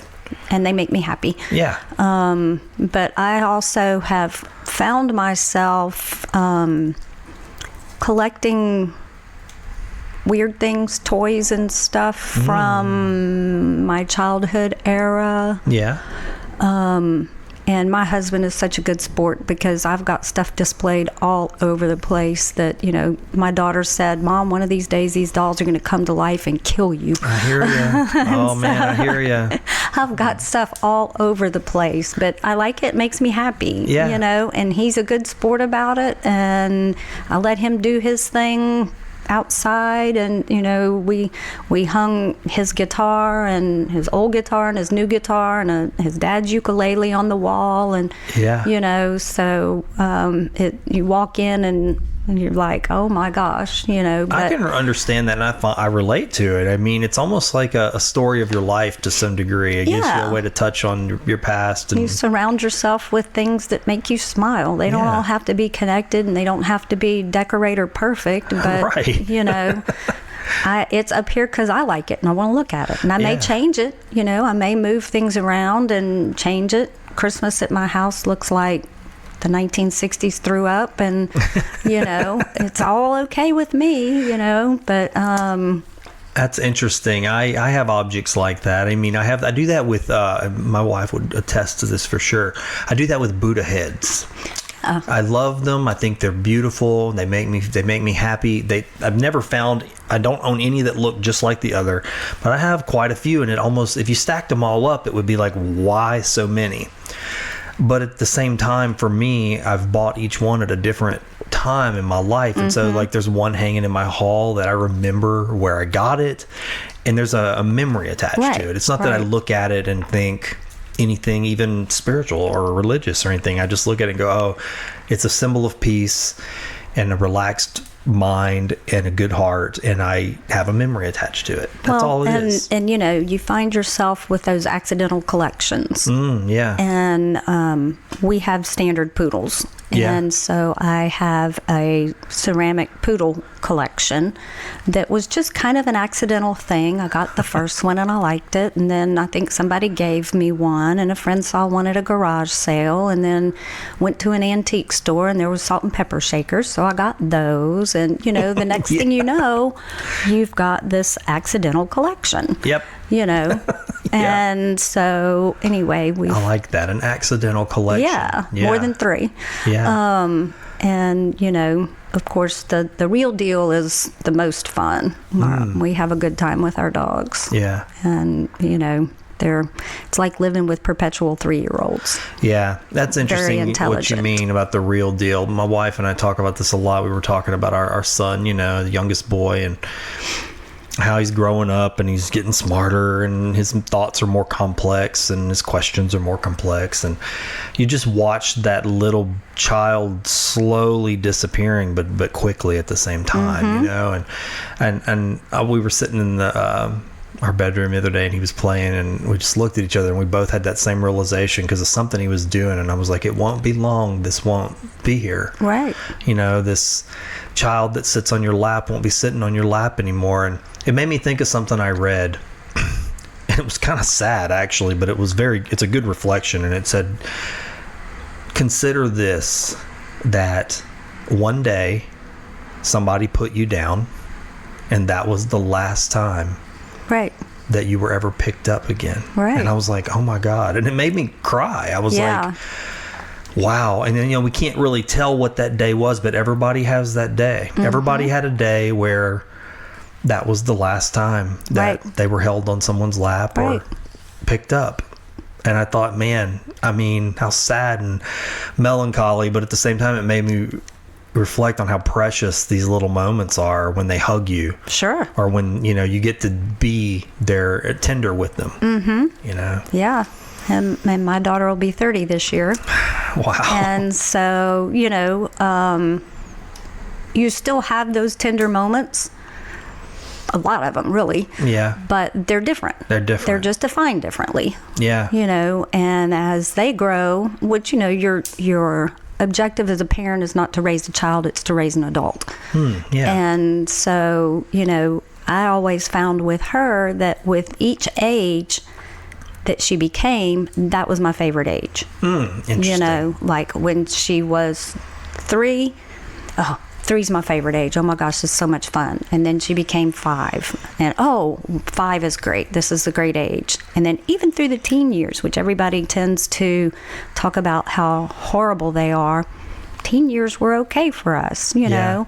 And now she's 29, about to be 30.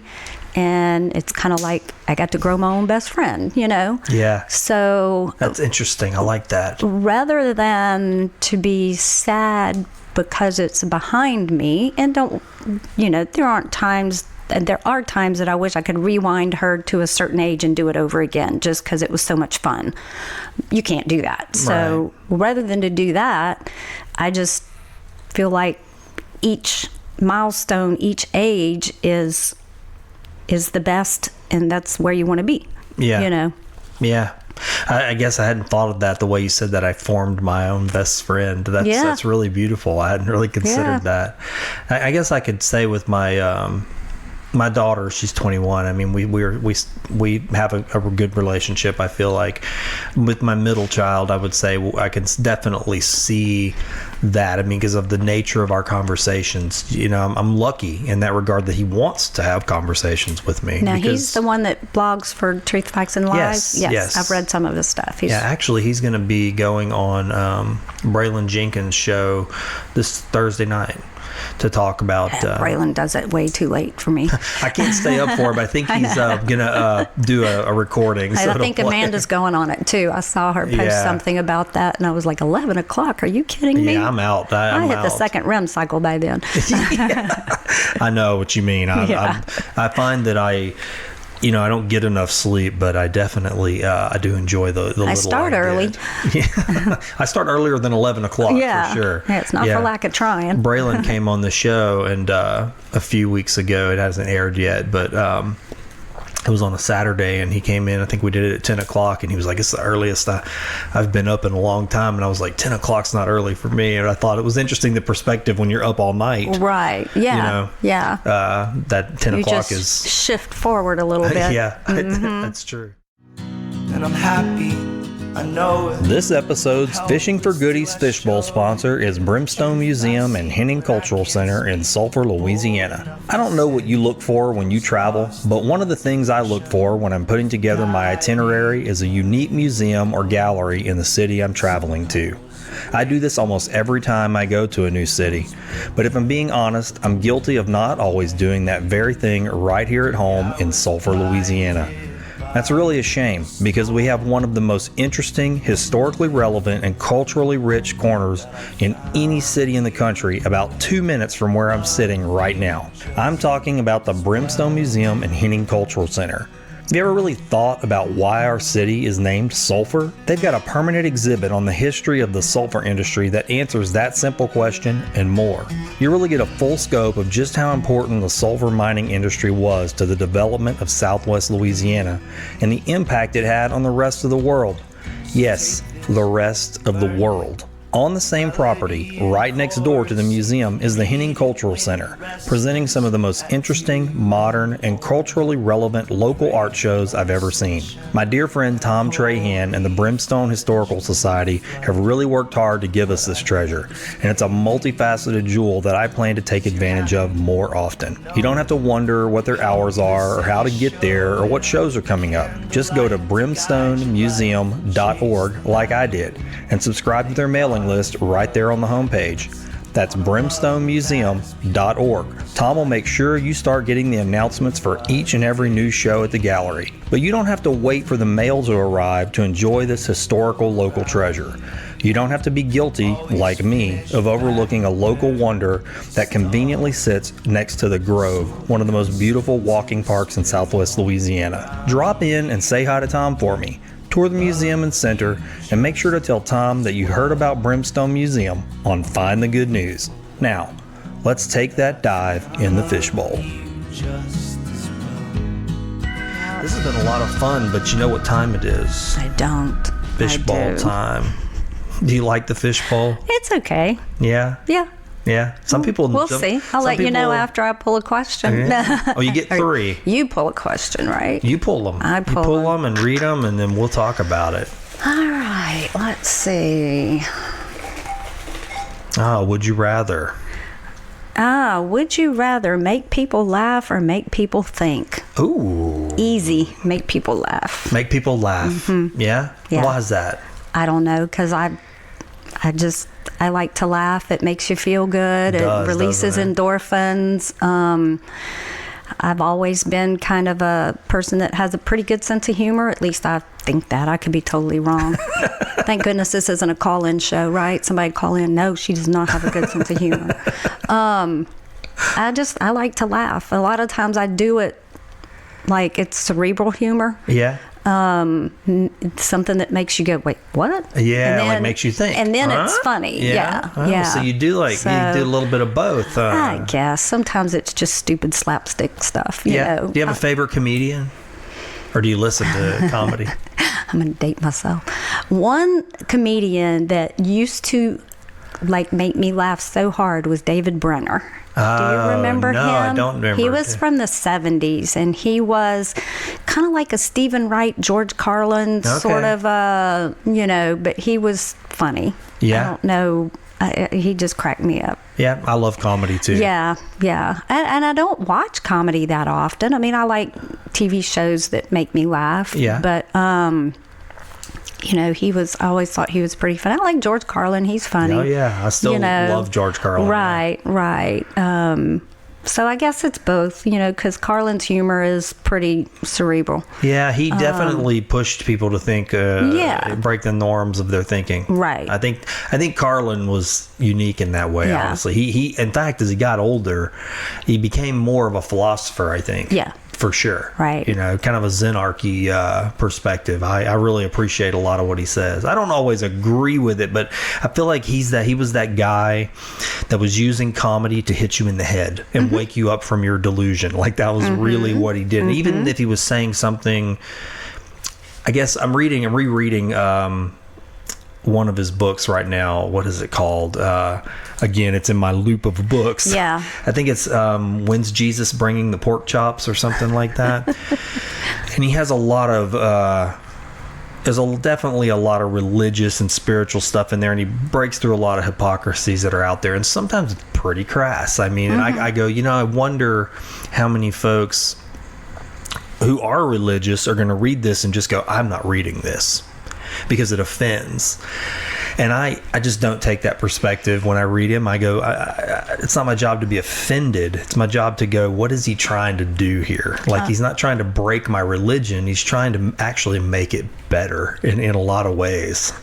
My observation lately is offended is the new black. I think not everybody, that's I know what you mean, though. So many people are offended by so much. Sure. And it's like it makes you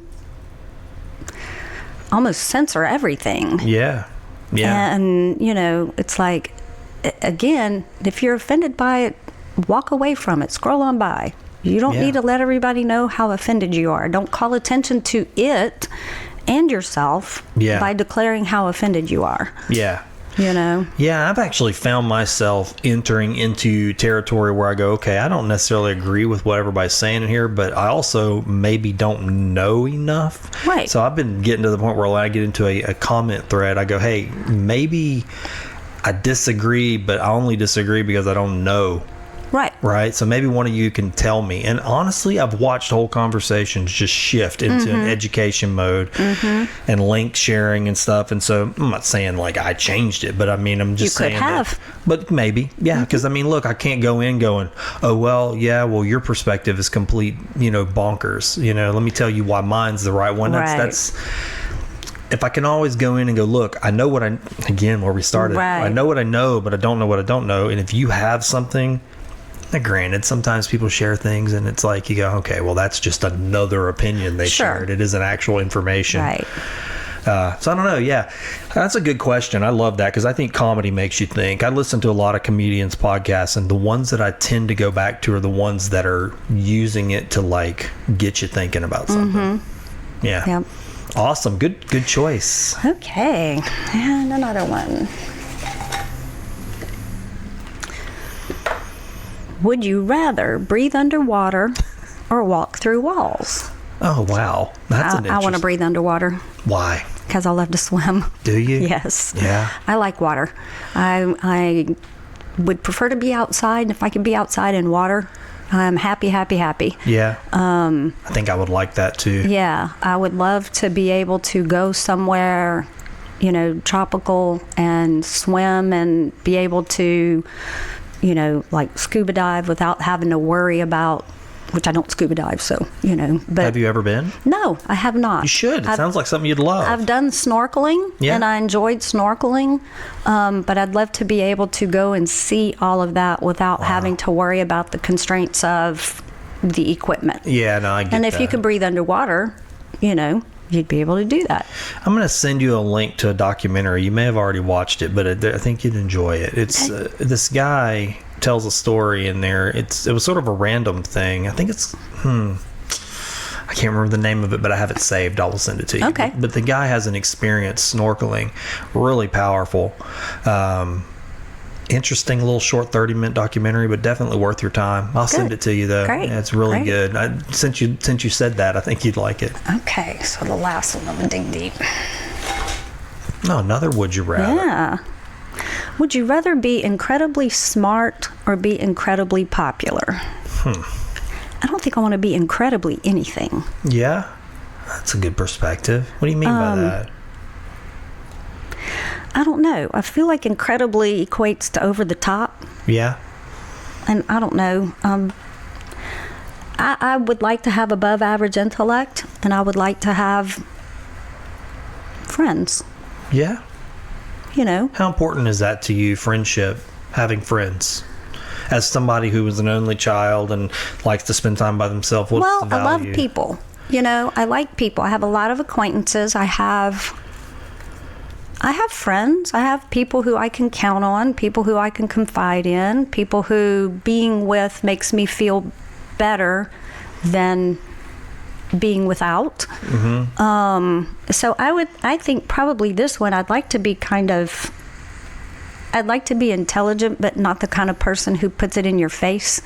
And whenever they say be incredibly smart, I equate that with maybe arrogance or being pompous. Yeah. And I would never want to be that.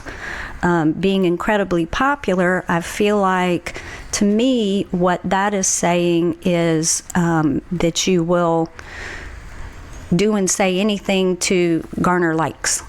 Oh, yeah, okay. And that's become sort of the new popular, yeah? Right. And so I don't want to be either of those things. I just want to be intelligent enough to get through this life and have enough friends to make it worth living. Yeah. What does friendship look like to you? I mean, because that could mean different things to different people at different times of life. What is that like for you now? What is friendship? It's someone who I enjoy their company. We have shared values, shared likes. Don't necessarily have to have shared life experiences, but have to have compassion for what the other person has gone through, empathy. Yeah. I feel like it needs to be someone that you can talk to with the confidence that your business isn't going to be on the street the next day. Yeah. Confidentiality, for sure. I think that I don't know. I think it's somebody that lifts you up and doesn't tear you down. Yeah. Do you have a lot of people around you in your life like that? I have enough. You have enough. Yeah. I'm a pretty content person. So, I'm not saying I'm not in the market for new friends, because I'm always in the market to meet new people and form new companionships. Yeah. But I'm not, I think I have enough of everything. Yeah. I don't know. It's weird. No, it's not weird. It actually makes me smile. You can tell by my look on my face. You don't always hear that from people. Yeah. I don't always hear that. I don't always hear contentment, and I'm not saying that's a bad thing or unrealistic. It's a nice thing. Well, I think you can choose to be happy, or you can choose to let outside influences make you unhappy. And you can choose to be grateful. And if you're busy counting your blessings, you don't have time to sit back and look for all the things you think you don't have. Yeah. Or you think you need. Right. I look around and I see so many people who have far less than you and I have. Sure. And then how in the world, when you do that, when you look outside yourself, how can you think you need more? Yeah. Yeah, because there's definitely not a balance to that. Right. To the and I think too, one thing that I find too is that if you ever feel down or just a little like you need a lift, go out and help somebody else. We use volunteers in our clinic all the time, and through that, it really has. You asked me earlier, what has this job taught me? It's taught me that if you have a hand, offer it to someone else. Yeah. You can make a difference by helping. I volunteer through pet therapy. I have volunteered for other nonprofit organizations. Our church has started a volunteer program at a local school.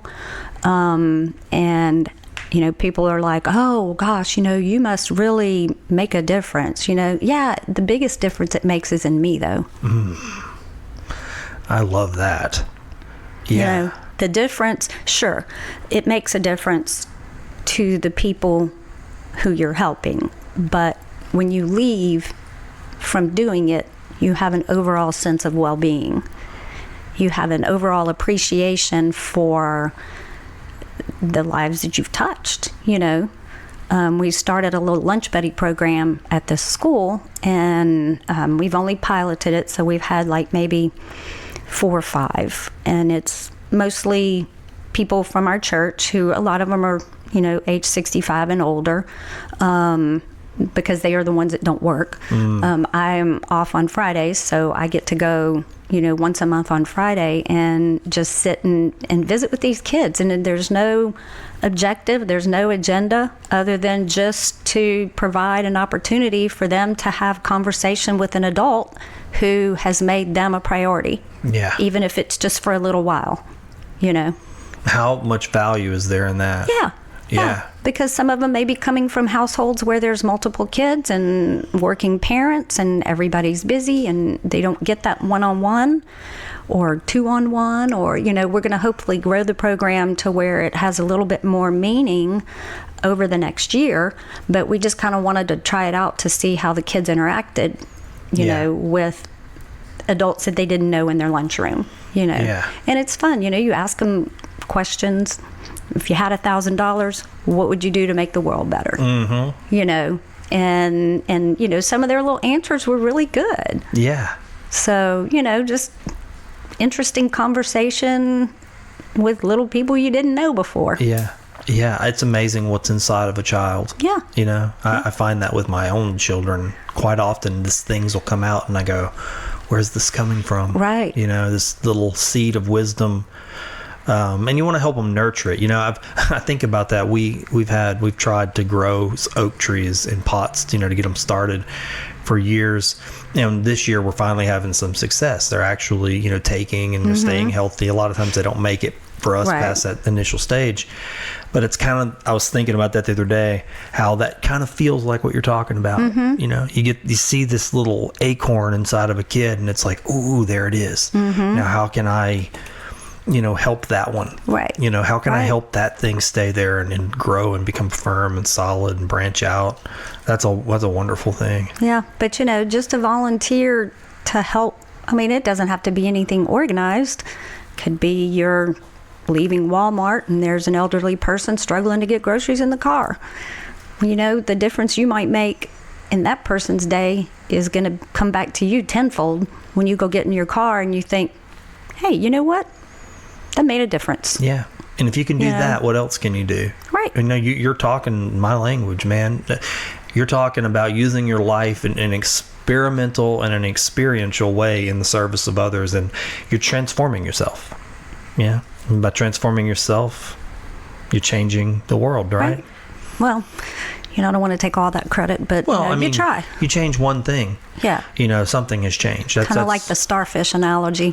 What's that? The guy's walking down the beach and he's tossing starfish back into the sea, and somebody sees him doing it, and there's just like tons of starfish on the beach that have washed up, and they're going, man, you're going to work yourself to death and you're not going to make a difference. There are millions of these starfish out here. And he looks over and he says, I made a difference to that one. Yeah. Yeah. I think sometimes that's what can lead to maybe sort of despair. And I know for me, I've had moments of despair where you look around and you see like sort of this manifold problems that just keep branching out. And, it's a bit overwhelming. In fact, the other day, someone's kind of was in a thread about plastic consumption and really just raking everybody over the coals for doing anything. Like how, using your bottles, whatever, you're not making a difference. You haven't even made one thing because Coca-Cola is going to produce this much more each year, and real naysaying. And I was like, that's sort of the opposite of the attitude I want to have. And somebody made a great post, and it's like, we start with the straw to get to the bottle, we get to the bottle to get to the plate. And I was like, yeah, that's the right attitude. That's, not that the other person is wrong for being in despair, because that's essentially what they were in. They're trapped in a worldview of despair, Sure. where it's hopeless, so why do anything? Says more about them than you. Yeah, so do your thing. Yeah. Whatever it may be, whatever you care about, do your little thing, and it does move the needle. And especially if you have it within you to be a teacher, not a school teacher, but if you can make a teaching moment, I think that's great. Right. And I don't mean finger pointing. I think some people mistake finger pointing for teaching. But I think, if you can do a thing, if you've changed your own lead life, by example. Yeah, show somebody else, show them the easiest thing. Right. And maybe they'll get to the hard thing. Yeah. Yeah. So how do people find you, if you want them to find you online? And then also the clinic. Well, I'd prefer they find the clinic, because that is one main reason why I'm here, is not for me. That was just secondary. But because I would like for people to know about the clinic. Yeah, me too. And the fact that we are out there to help people. Right. And we are a very welcoming and warm environment. I had a former patient tell me, well, actually, she didn't tell me. She talked about it in an interview with a television reporter, how she was intimidated to come the first time because it was, quote, a free clinic, end quote. And I thought, I never thought about it that way. So there's a stigma? Yeah.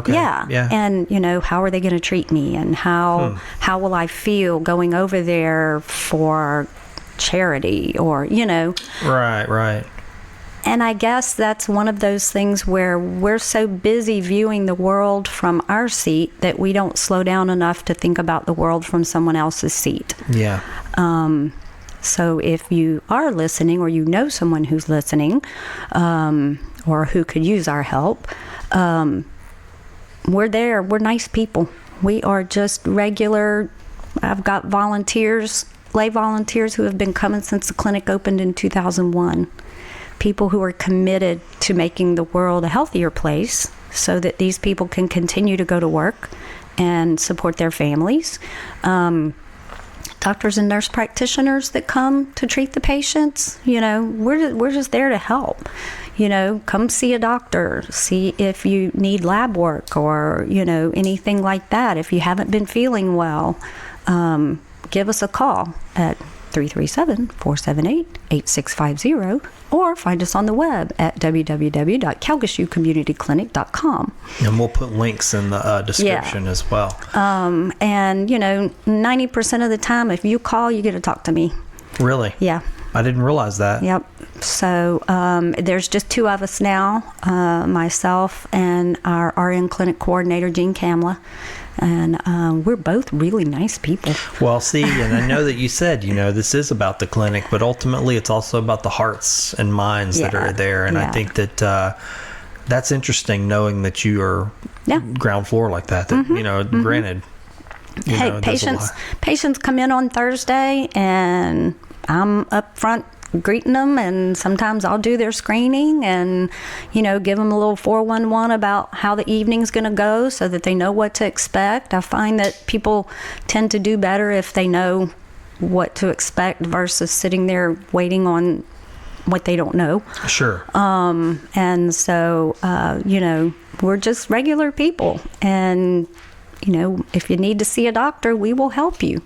Now we're not an emergency room.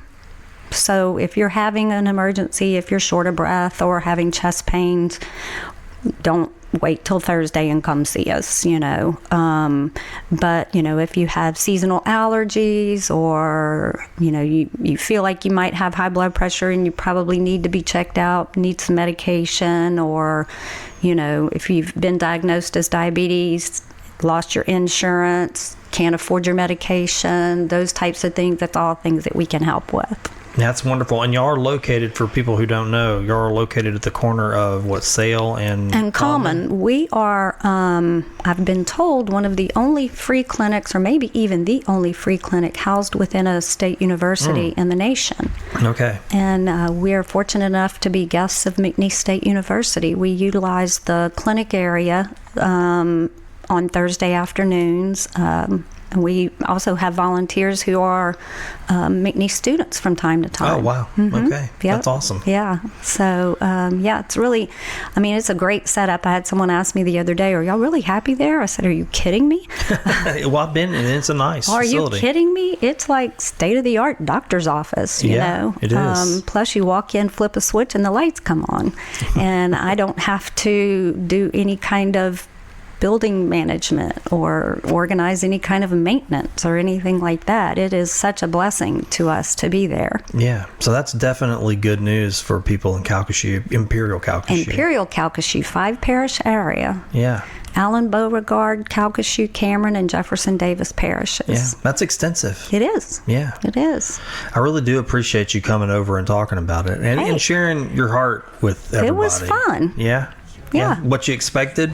Well, hopefully if you edit me smart, it will be. I'll do my best to edit you smart, which Thank is, you. in this case, probably no editing at all. Oh, gosh. Yeah, well, thanks for coming. Thank you, Oran. And I love you just as well.